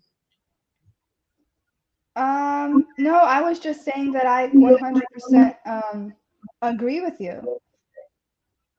That we do have to be the change and to move, to not be fearful and understand that the world is changing, we're all changing, and we have to start owning stuff. We can't just have one stream of income or being afraid of like God telling you, hey, start this book, start this business, start this. And you're just like afraid to do it. You gotta take that push. Yes, Jessie, I totally agree. And I know about fear, and I just want to take a quick minute to address that. A definition for fear that I heard at one time is false evidence appearing real. And I know for some of you that are watching, wherever you are watching from, at whatever time you are watching, there's so many things that you want to do and you feel like you are called to so much more and greater. But understand two things. One, it's going to be up to you to chart the course in order to get to where you need to go. And two, it will not be easy. I don't care who you've seen who has been extremely successful, but it will not be easy, but it is doable. That's the part I want to get to. It is doable. And if you do the same thing, my mom would always say, if only a mad person does the same thing the same way and expects to get a different result. So take a look at the ebook. Go visit our website. You will see information in the description bar. If you're on YouTube, Facebook, come on over, check with us. You will also find it on our website, umeradio.com. It's there. Even Business Tree website, the free ebook is there. It's free, guys. Go ahead and read it. Absolutely love it. Awesome segment, Jesse. Awesome segment. And now we are going to go into the final, what should I say? We're going to talk about hacks, but it's our final week at looking at hacks, because next week we're going to be changing up some stuff. Yeah. So I'm super excited for us, Jesse, to go through the hacks. Yeah, Yes. I love it. Could you hear me? Am I echoing? No, you're not echoing, but I am hearing. Okay. Okay. Oh, good. Oh, I can't hear you, girl. I can't hear you.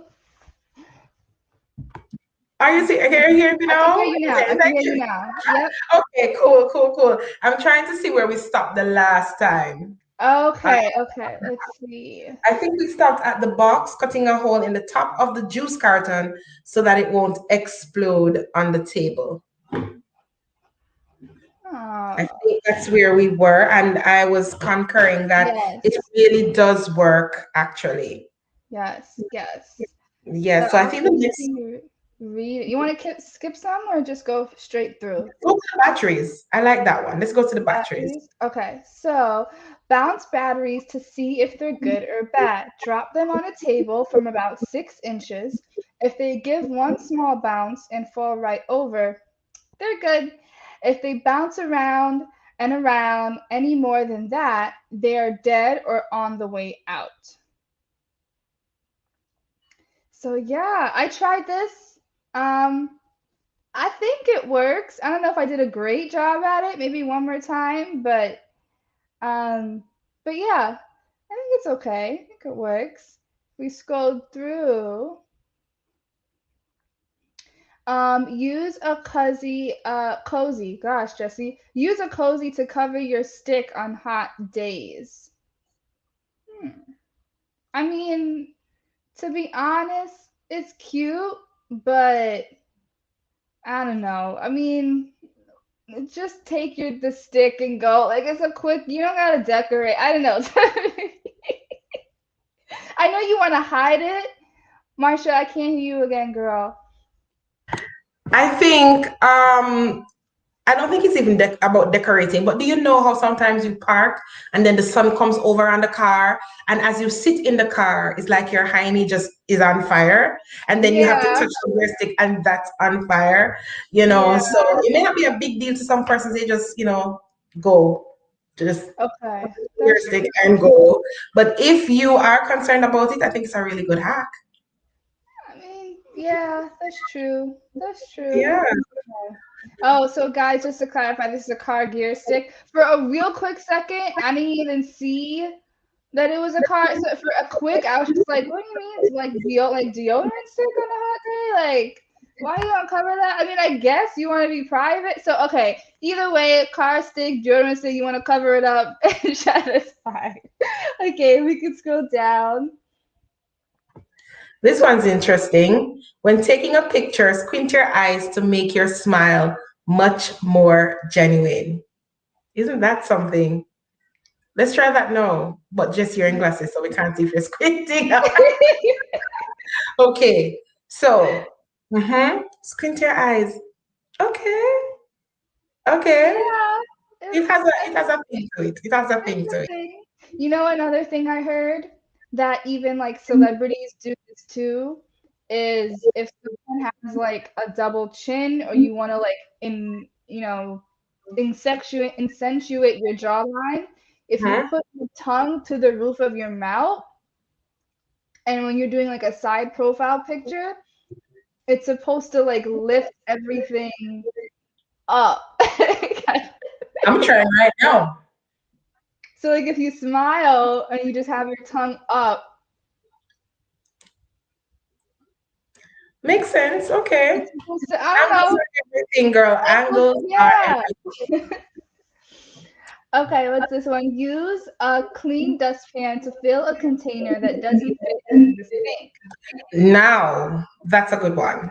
That is good. I thought about that. That's good. I mean, I gotta buy two dustpans. Yeah. But that could work. Nice. Next one. Need an inexpensive cookbook holder?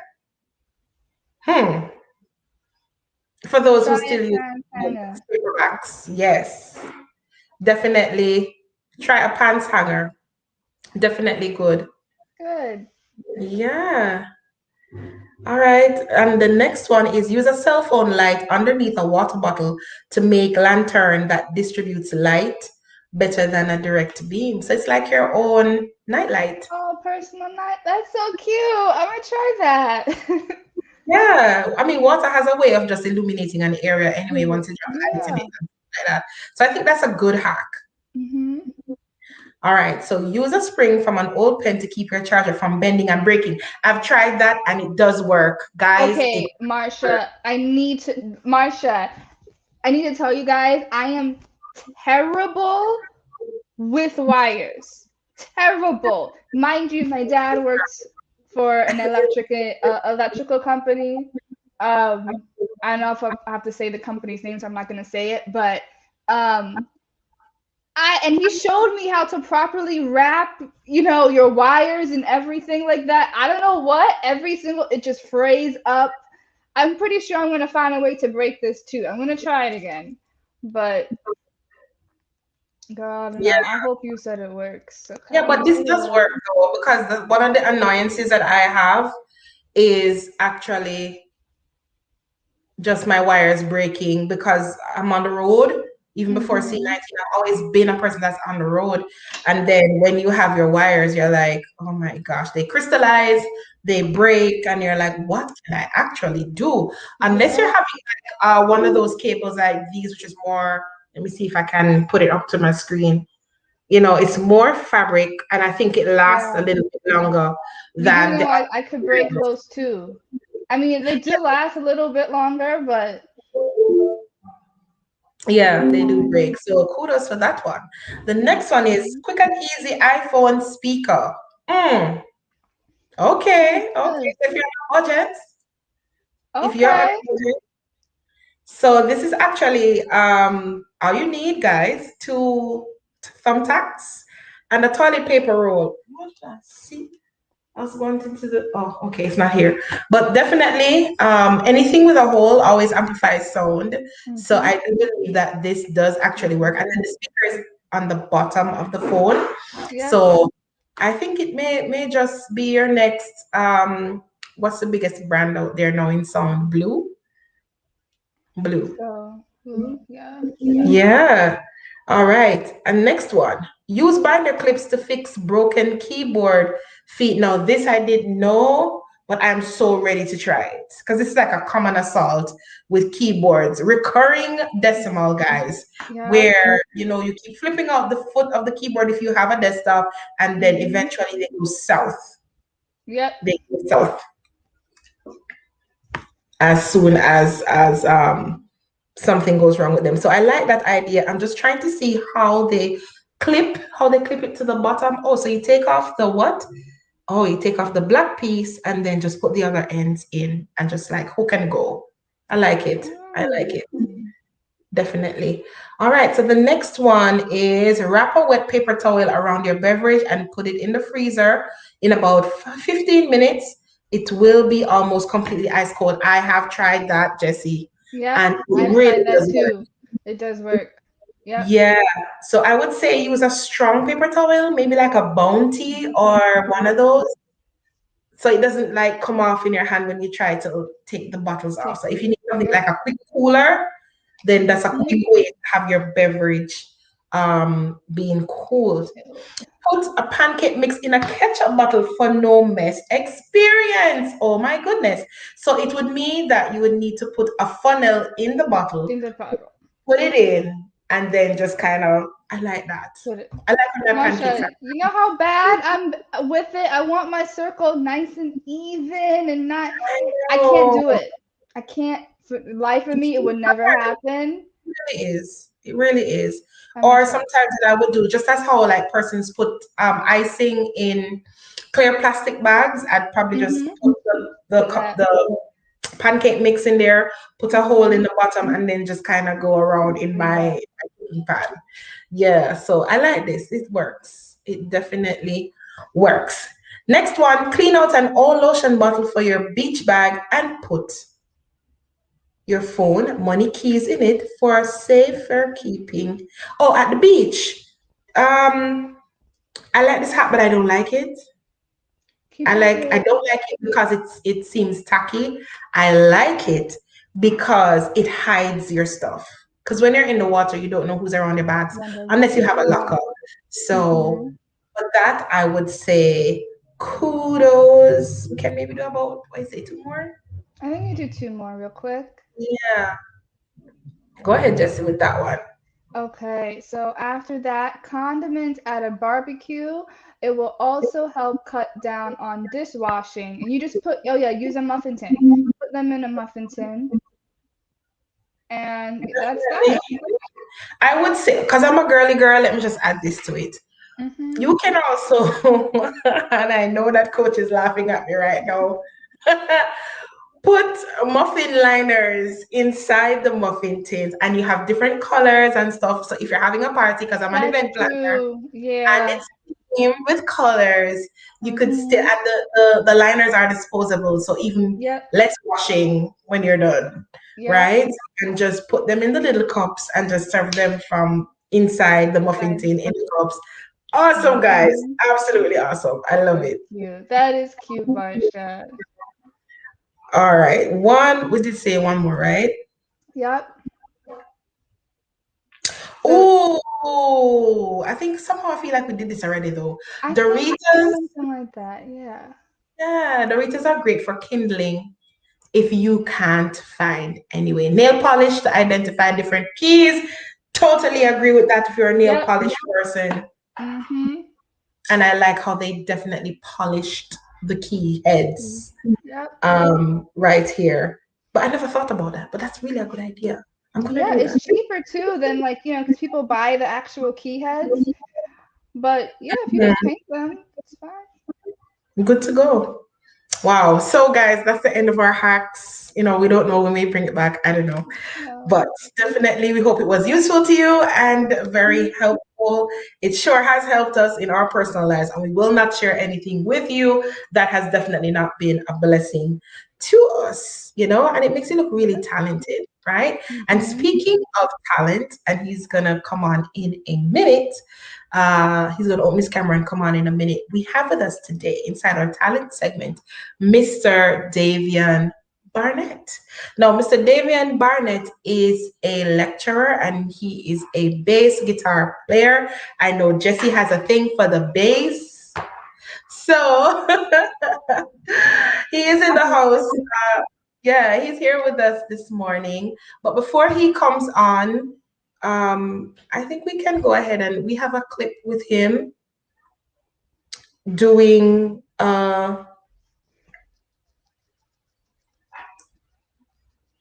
he is on. Hi Davian, good morning. Hi. Hi, morning. Thank you so much for being here with us. I know you're trying to find signal to properly set up. Yeah, I'm trying to find it. Yes, thank you so much for joining us this morning. Such a pleasure to always have good talent inside this segment. And we just want to get to know a little bit more about you. So tell me, how did you get started in bass? Well, can you hear me? You're hearing properly, right? Yes, we are. Well, I am. All right. I was basically at a 9-night once. For those of us who are in New York and don't know what a 9-night is, you have to tell us about that. What is that? A 9-night is basically, we call it setup. So normally when somebody dies, the day before the funeral, you have like some form of party. Like a wake. Yeah. So that's like a wake. So that's a 9-night. I saw the guy that was playing the bass. He was falling asleep, but the whole night I was watching him playing the bass. So I learned a few things from what he was doing, and then I asked him. I said to him, "You're falling asleep, so do you want to give me the bass and go get some rest. I mean, that's the first time I'm touching a bass guitar ever in life. Wow. So I took the bass and started playing. That was just me fooling around though. But initially, when I get started, I was deeply inspired by Carlton, your brother. Yeah, when I was going to Marcus. He used to come there. Man Philip used to come there and just play some music, jam some music and things. But I was deeply inspired by him doing that. And then when I got to grade 11, the band, I was playing drums at that time, by the way. School band had a lot of drummers. So our music teacher at the time, Mark Brown, he said, like, seeing that I can play the bass, why not try it? Because we don't have a bass player. So I said, like, okay, I just keep fooling around it, and then, I mean, I improved. Well, I grew playing bass. It was a quick time for me learning how to play the bass. I never had any major difficulties like some bass players, after learning how the scales and all that stuff. I never had those issues, and then I had Carlton to show me some stuff also.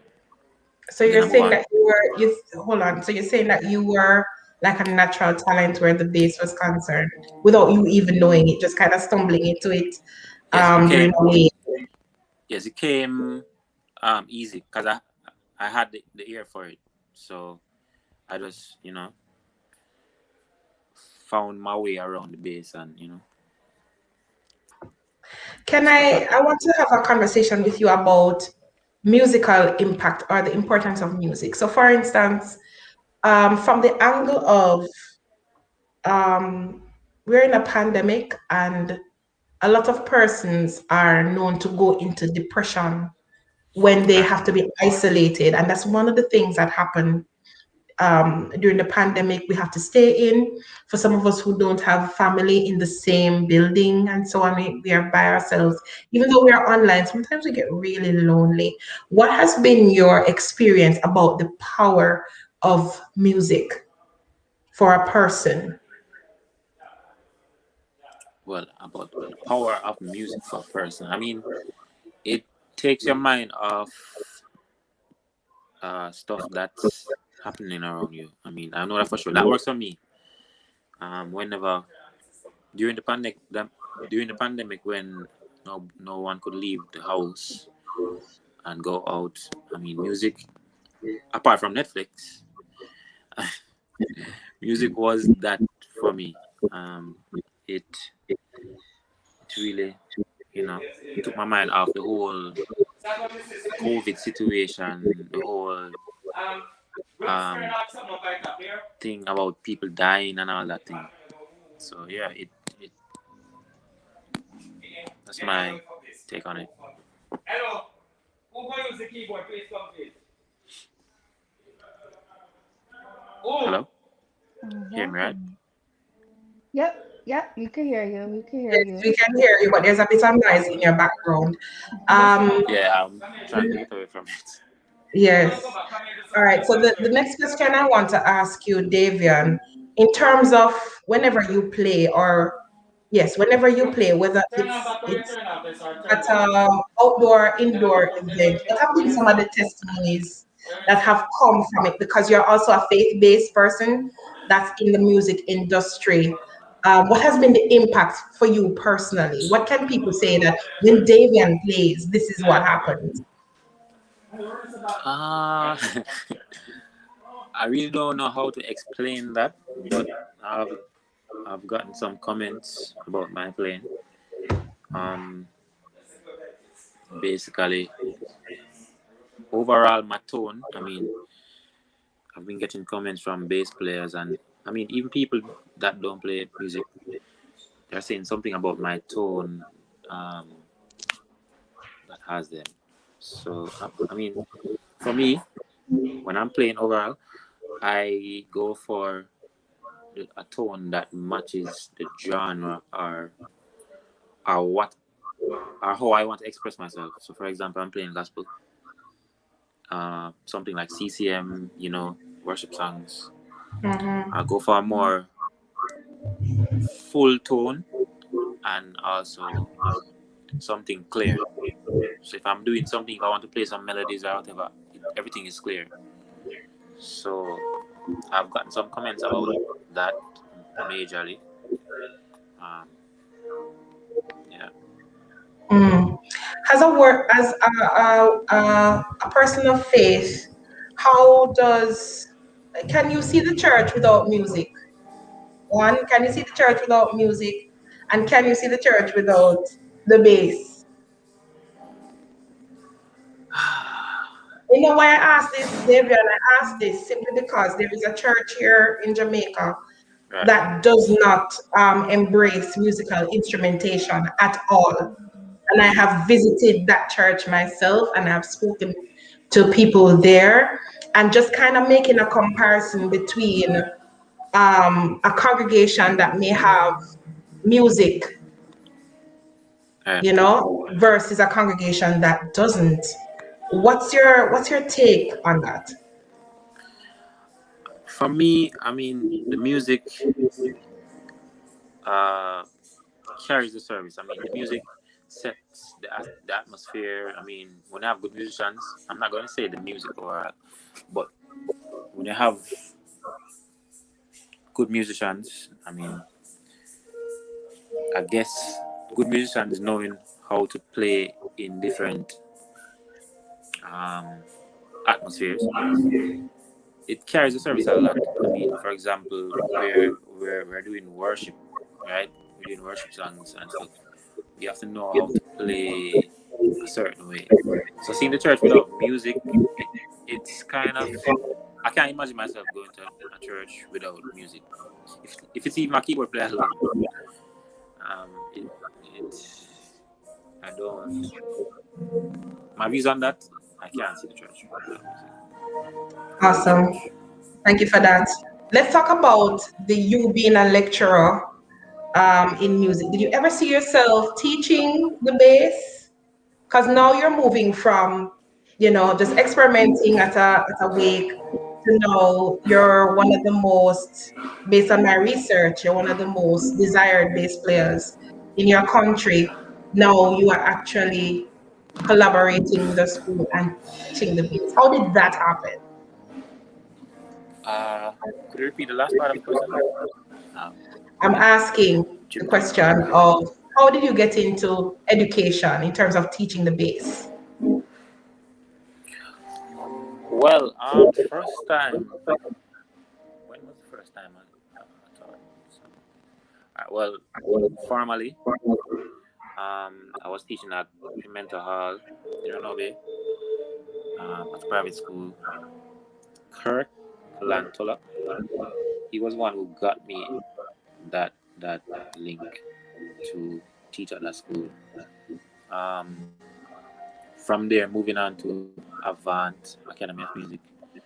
I started the job opening online. I just applied for it, did an interview, and I was fit for the position, and that's how I got in it. But teaching bass overall for me, it's a learning process every single day, because I learn from students and I learn how to me teaching students gets me to evaluate myself as a bass player. Do I need to work on the same stuff that I'm teaching these guys? So yeah. Yes, and a little birdie also told me that you actually teach a prominent political figure in Jamaica the bass, Lisa Hanna. What was that like? Yes, I teach Lisa. Yes. For those who don't know, Lisa Hanna, even though she's currently a political leader, she was the former Miss World, Miss Jamaica, and she went on to be Miss World. Go ahead, David. Still is.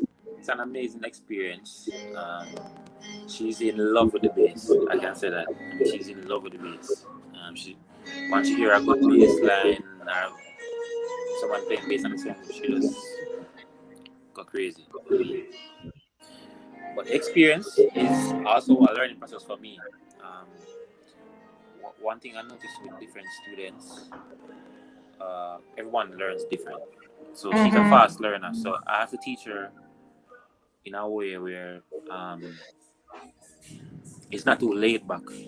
I have to just give her just as it is. So if a baseline is like this and this is how you play it, I can't get too deep into theory or anything. I have to just teach her how to play that. But overall, she's a fast learner. The experience is still great. Apart from she's always busy, so sometimes we don't get to do classes. When she's away from working, yeah, we do some classes and takes her mind off all that work. Awesome. Thank you for that. And in closing, and we're going to show a video if you can, with Davian doing an acoustic. How does it feel to know that you are empowering people? When you see your student, when you have taught, and then what you have taught, you see your students on a platform, and they are manifesting, whether it's Lisa or someone else as up and coming, how does that make you feel as a person in terms of you doing your part to make this world a better place? Well, I'm not tooting my horn or anything, but I'm actually proud of myself, knowing that where I'm coming from as it relates to bass wasn't really nowhere, and then looking at that time to evolve into this time where I'm at now. I'm actually proud of myself. I'm really grateful for all the opportunities I've had with different artists and all that stuff. You being one. Yeah, I mean, I'm just proud of myself for that big jump. Okay, awesome. So if someone wants to connect with you, how can they connect with you? Well, I don't remember my Instagram name, but on Facebook, Funky Bass Boy, no, Davian Funky Bass Boy Barnett. No, on Facebook, Davian Funky Bass Barnett. My contact number is 572-0773, or you can email me at davian.barnett@gmail.com. Thank you so much, Davian, for being here with us today. Jesse, I'm not sure if you have anything that you'd like to add or questions that you'd like to ask Davian before he goes. I mean, what's your favorite genre to play? I'm just curious.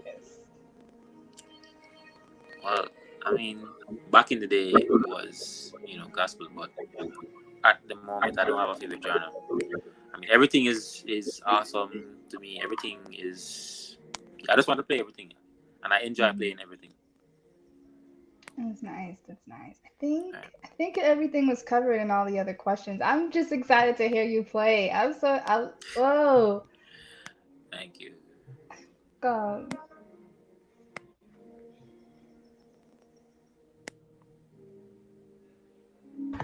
All right, so let's go to that video with Davian.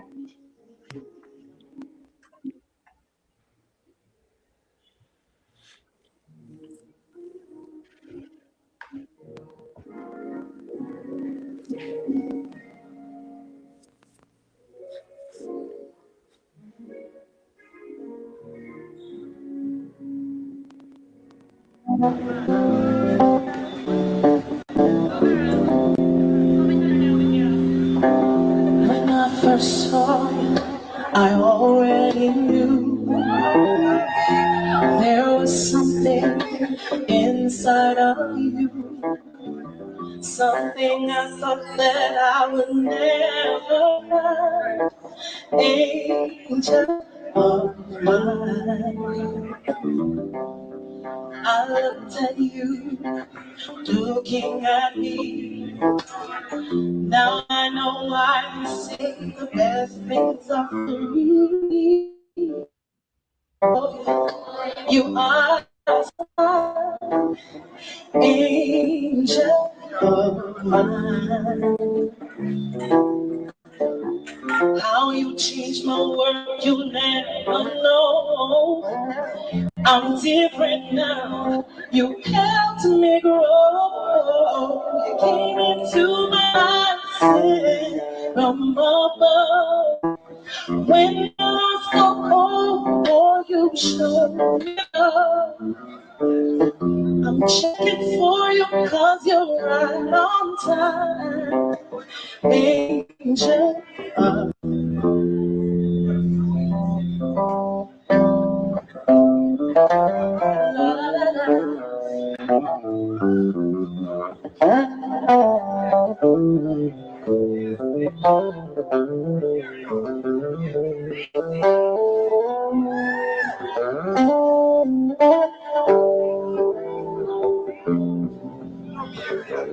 Nothing means more to me than what we share. No one in this whole world can ever compare. The way you move, it's still on my mind.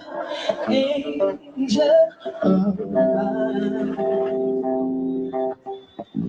How you changed my world, you'll never know. I'm different now. Came into my life and from above. When I was so cold, boy, you showed me love. I'm checking for you 'cause you're right on time. Angel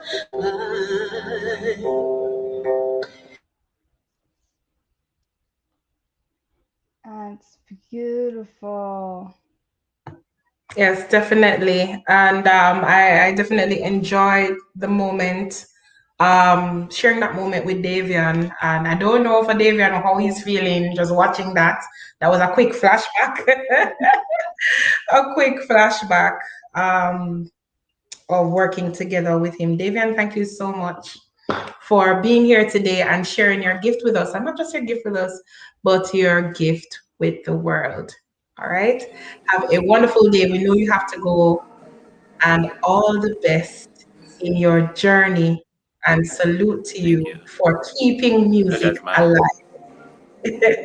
All right, Pleasure's take mine. care. Ladies Take and care. gentlemen, All that right. was, yes, that was Mr. Davian Barnett, musician, bass player extraordinaire, sharing with us his journey in music, his thoughts on music, and of course, the power of music through his demonstration of playing acoustically during our segment just now. I love music, Jesse. I don't know about you. And Of that is why course every week, you do. yeah, every week we have this rivalry that goes on, guys. It's that time of the morning. Yeah. That time of the morning where we're not friends in this segment. We're on opposing teams. Yes. Yes, We're yes, in a yes. friendly-ish competition. Definitely. So every week this time, you know that we talk about our DJ top 5 playlist.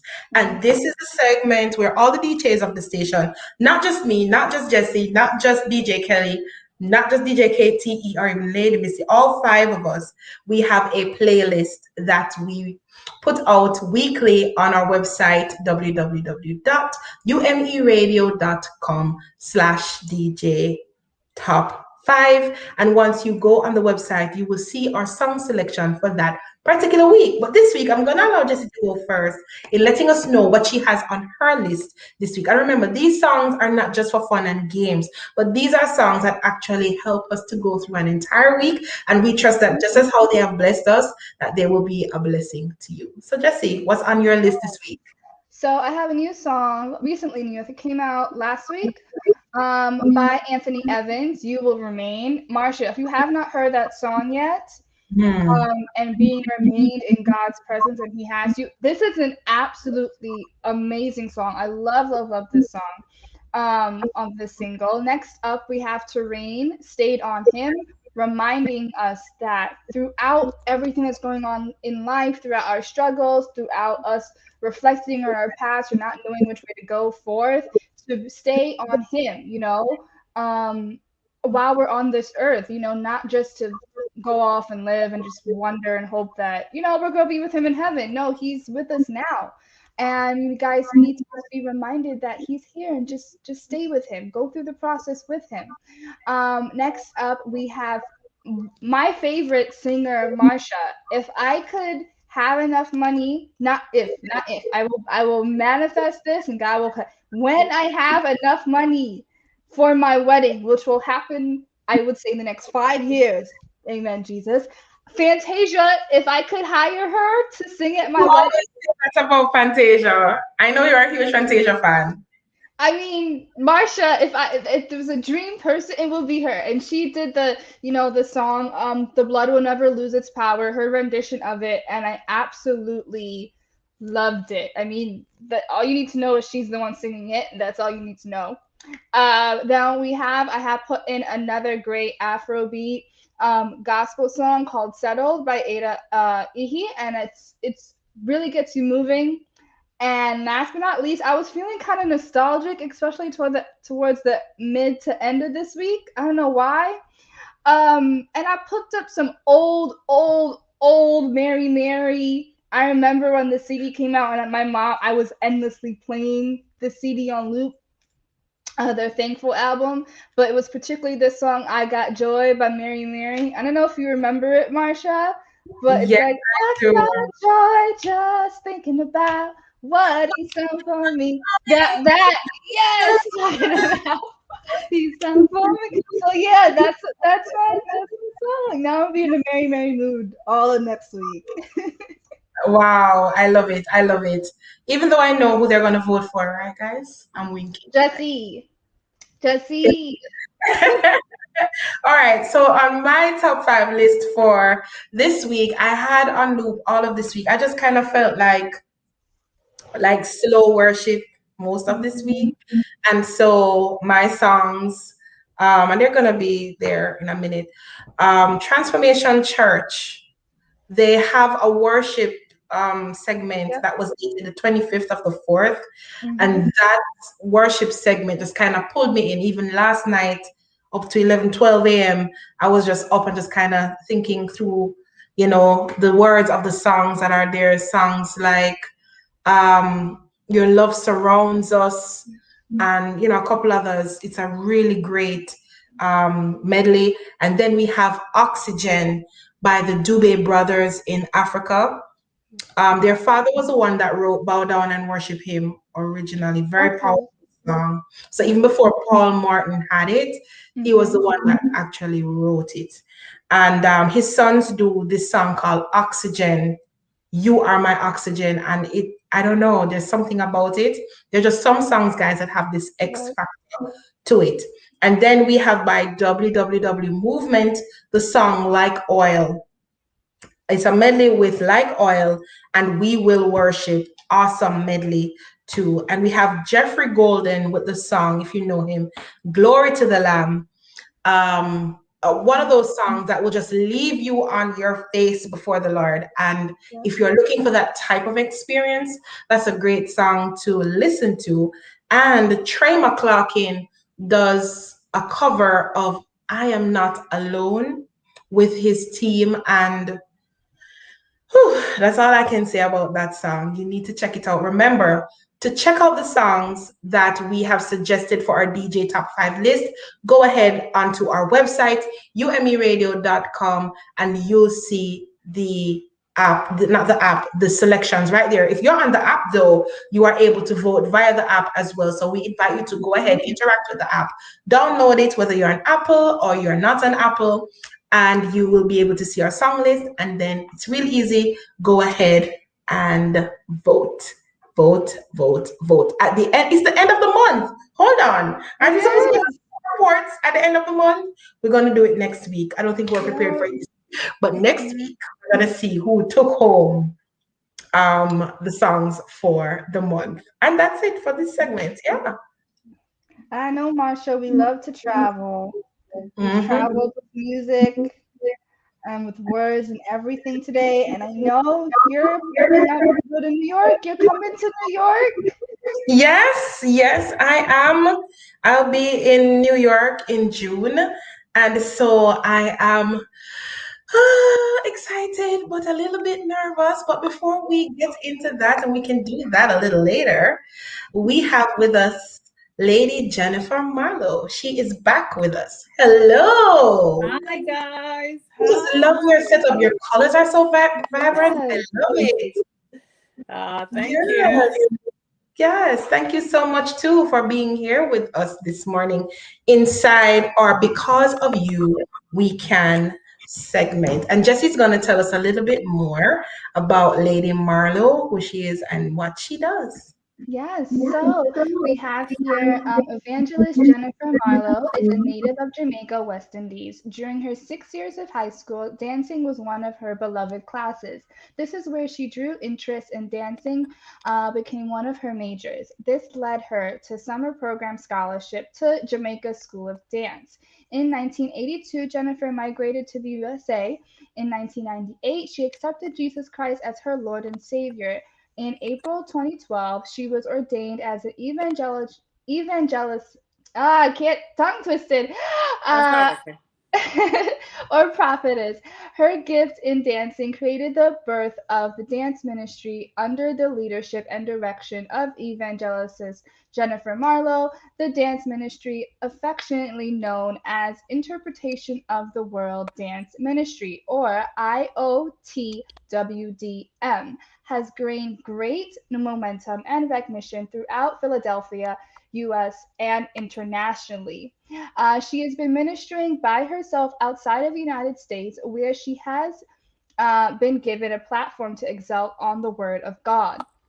She is also the founder and CEO of, I hope I'm saying this right, Jadesa Clothing Collection and Ladies in Waiting Foundation that helps the less fortunate young ladies in impoverished Caribbean countries, Africa, as well as in America. The foundation provides clothing, schools, toiletries, school supplies, and monetary support.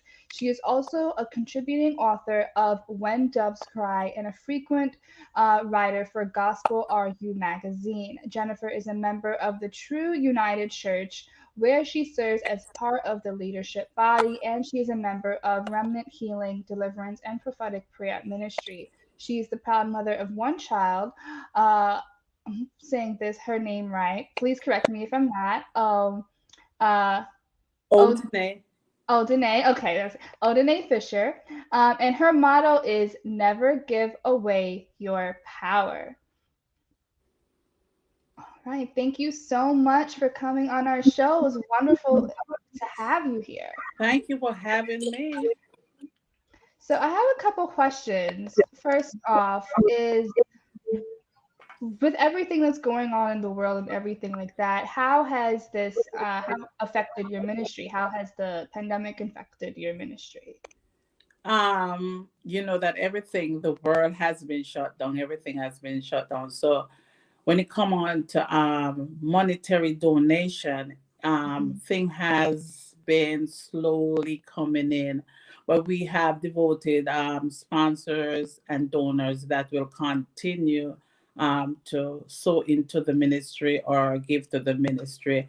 For us to go out and do stuff, we couldn't do that. But what we did during the pandemic, we did was cook food for the nurses at hospitals, and we delivered because it was so crowded and things was so chaotic that we thought, what could we do? What could we do to help out? So what we did, we got together and we provided lunch for the nurses and doctors, so that they didn't have to worry about going out to get something to eat. We provided cooked food, warm, hot food for them. So that was one of the things that we did for the during the pandemic. It's still going on, and things are slowly getting back, but it's not like how it used to be.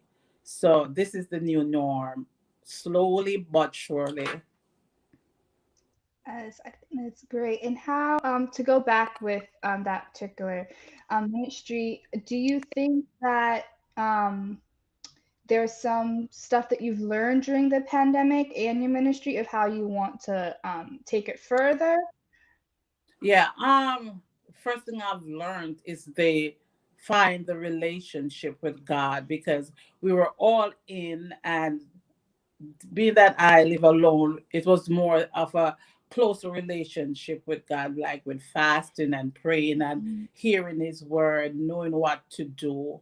So, and we know that now we have to be prepared for what might come next. We have to get yourself prepared for what might come next. And even during this time, you know your thoughts going a while, and did I do this right? What am I supposed to do? Because one of the things that you and the fear came in. No, I'm telling you, even though the Spirit said God did not give us a spirit of fear, but Yeah. power, love, a sound mind. But even though that we're human and we think about what would happen, and during that time, we go to Africa every 2 years, and I was saying, I'm not gonna go to Africa this year because of the pandemic, and we want everybody to be safe. And I was there and I was praying to God, and I said, God, what do you want me to do? What do you want me to do now?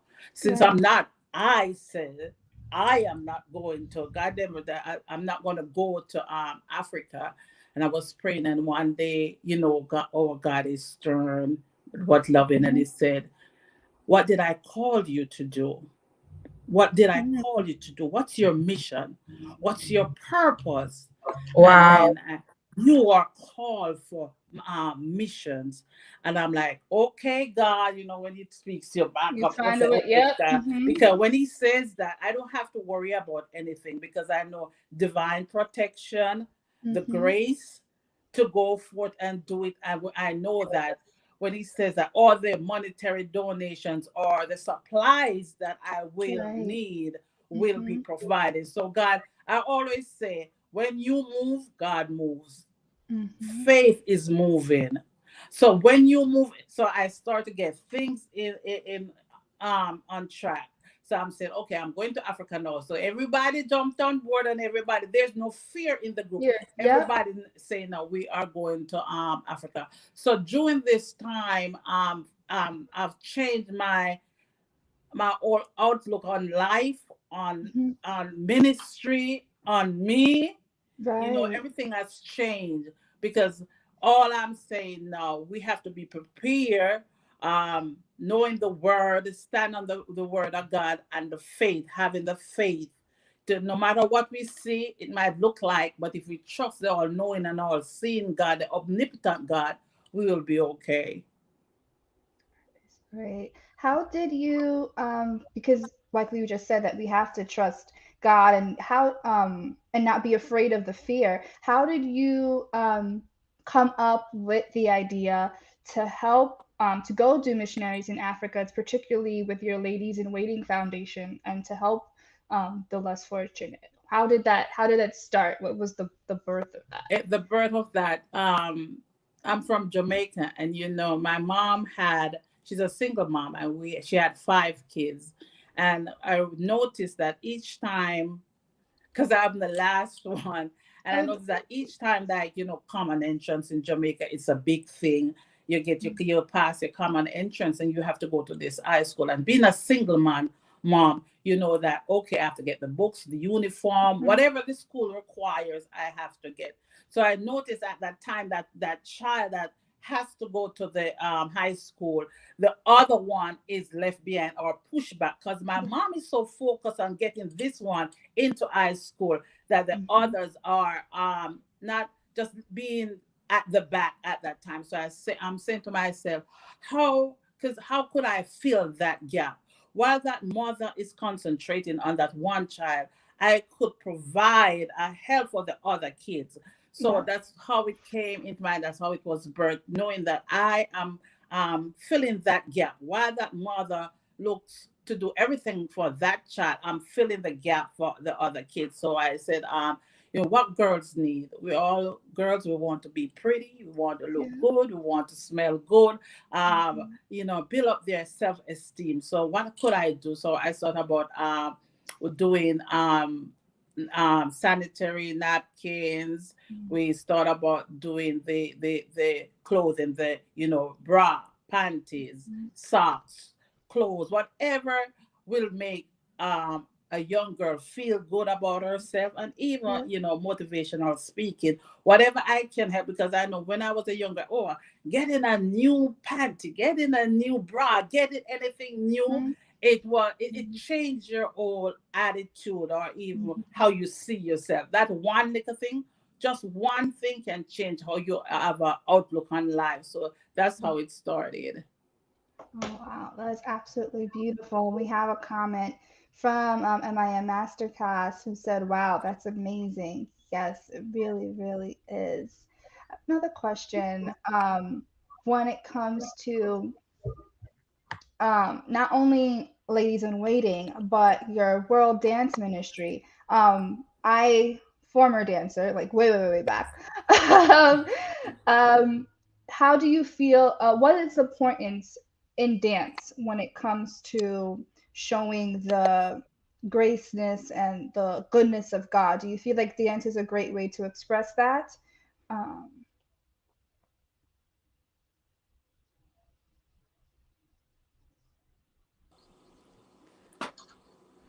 Movements tells a story. Movements draws you into. If I have to go to the sink to get a glass of water, I have to move. If I have to hug somebody, I have to move. So movement tells a story. It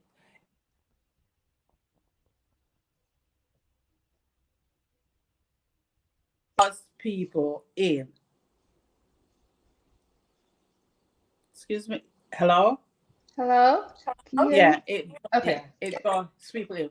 So the scripture says God moved on the face of the earth. He could have stayed where he wanted and said what he wanted, but why did he move? It was creating some sort of an action. So when I think about dancing and moving, it's a type of worship. We call it the ministry is called interpretation of the word dance ministry. The word, we want the word to come alive in movement. So whatever we do, we try to create movement that fits the word. Um, Everything now is visual. So we try to pull people in or tell the story about dancing, worshiping, with our hands lifted up, our feet, every movement creates a wave of feeling and emotion. So I'm saying God gave us all of this, the emotion, the feeling. So I'm using the word to tell a story, to preach the word, the gospel. Miriam danced. She danced when they won the battle. So she was glorifying God with her body. So I'm just saying that movement tells a story. It's honoring God with our bodies and using it to spread the gospel.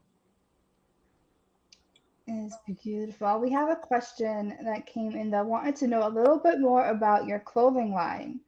Um, how you came about it, what do you have, that kind of thing. The clothing line was birthed through the Ladies in Waiting Foundation.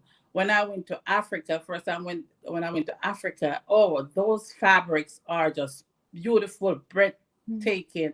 And I was saying, oh my God, these fabric are so beautiful. And then it comes about that, how could I use the fabric? I love clothing, I love fashion. I'm a personal shopper for people, and I said, what could I do that could combine with the Ladies in Waiting Foundation? So what I did, I saw that they have a lot of seamstress in Africa, awesome woman.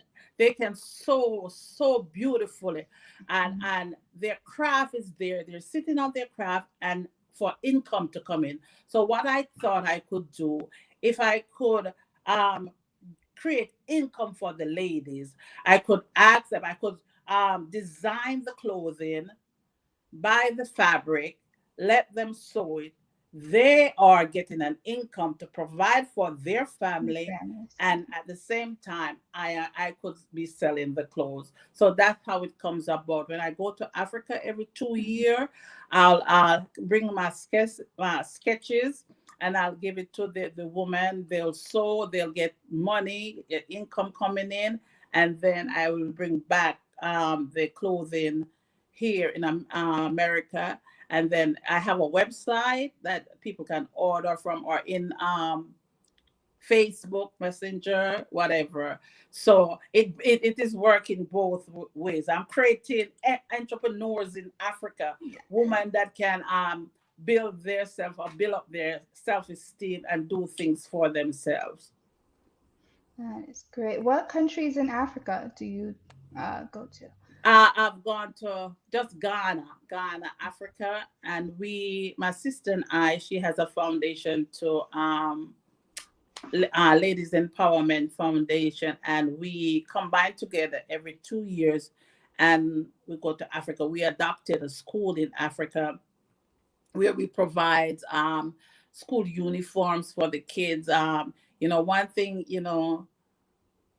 I was so pleased and humbled when we went last year. They were telling us that because of supplying, because sanitary napkins is short in Ghana, Africa, and we bring a lot over.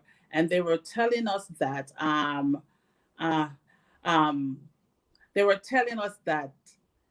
because of we providing all those sanitary napkins, attendance in school has gone up. Because the girls couldn't, when they're having monthly cycle, they wouldn't come to school.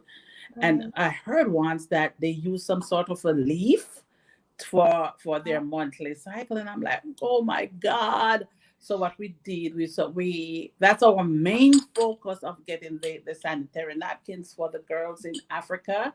And we did that. So they said that attendance has gone up, and that God, we're like, God, thank you. Even we fill that gap. We don't want to do, we're not looking out to do the great things, but that little thing, because that young girl continue going to school, she could, get a better education, help her family, help her tribe. It goes both ways. So we're so grateful that we could do that. And I didn't mention my website, sorry. It's jadasaclothingline.com. Jadasa Clothing Line. And as I'm just going to spell it out for people, is JADASSA collection.com. Yes. Yeah. All right. So I'm sorry that we have to possibly wrap up. But love that you are here. Just before we wrap up, how can people support you, support your organization, support, donating, even if it's monetary value? You can go on Facebook. You can inbox me. We have the website. You can stop on the website, and I think my phone numbers there too. I'm not sure. And I just want to say Marsha is coming with us to Africa this year. Yay! I'm absolutely looking forward to the trip. I'm looking forward to UMERADIO traveling to Africa. Let's see, Yes. I'm really excited, especially where ministry is concerned and touching lives, because we're about empowering people. Yeah, definitely. I'm planning to have a conference for young people. So I want, young people to minister to young people, like Marsha, she's in the entertainment business. She's a minister, to empower them. That's my goal this year, because I have a few more young people coming to speak to you on their level. Because sometimes, they say, Auntie Paulette, you're too much. So I need somebody to speak on their level, that they could understand life, how to go about life, to create changes, to think about their future, their goal, and to know the word and spend time with God. That is great. That's beautiful. Someone asked, do you have a Cash App? Yes, we do. We have I do have a Cash App. It's It's $P Marlowe. MARLOWEP $P Marlowe. All right. Thank you so much, Miss Marla, for coming on our show. I am so grateful for you guys having me and giving me a chance to talk about the foundation, helping each other, filling the gap. We're doing what Matthew, is it 35 or says, God said you feed the hunger, clothe the clothed, shelter the homeless. We're doing all of that. We're working the word. We are working the word. And it's absolutely beautiful. And thank you so much for coming on our show, Weekends with Marsha J and Jesse. We love having you here. Hope you come back soon. I will. Thank you for on your trip to Africa. Bye, guys.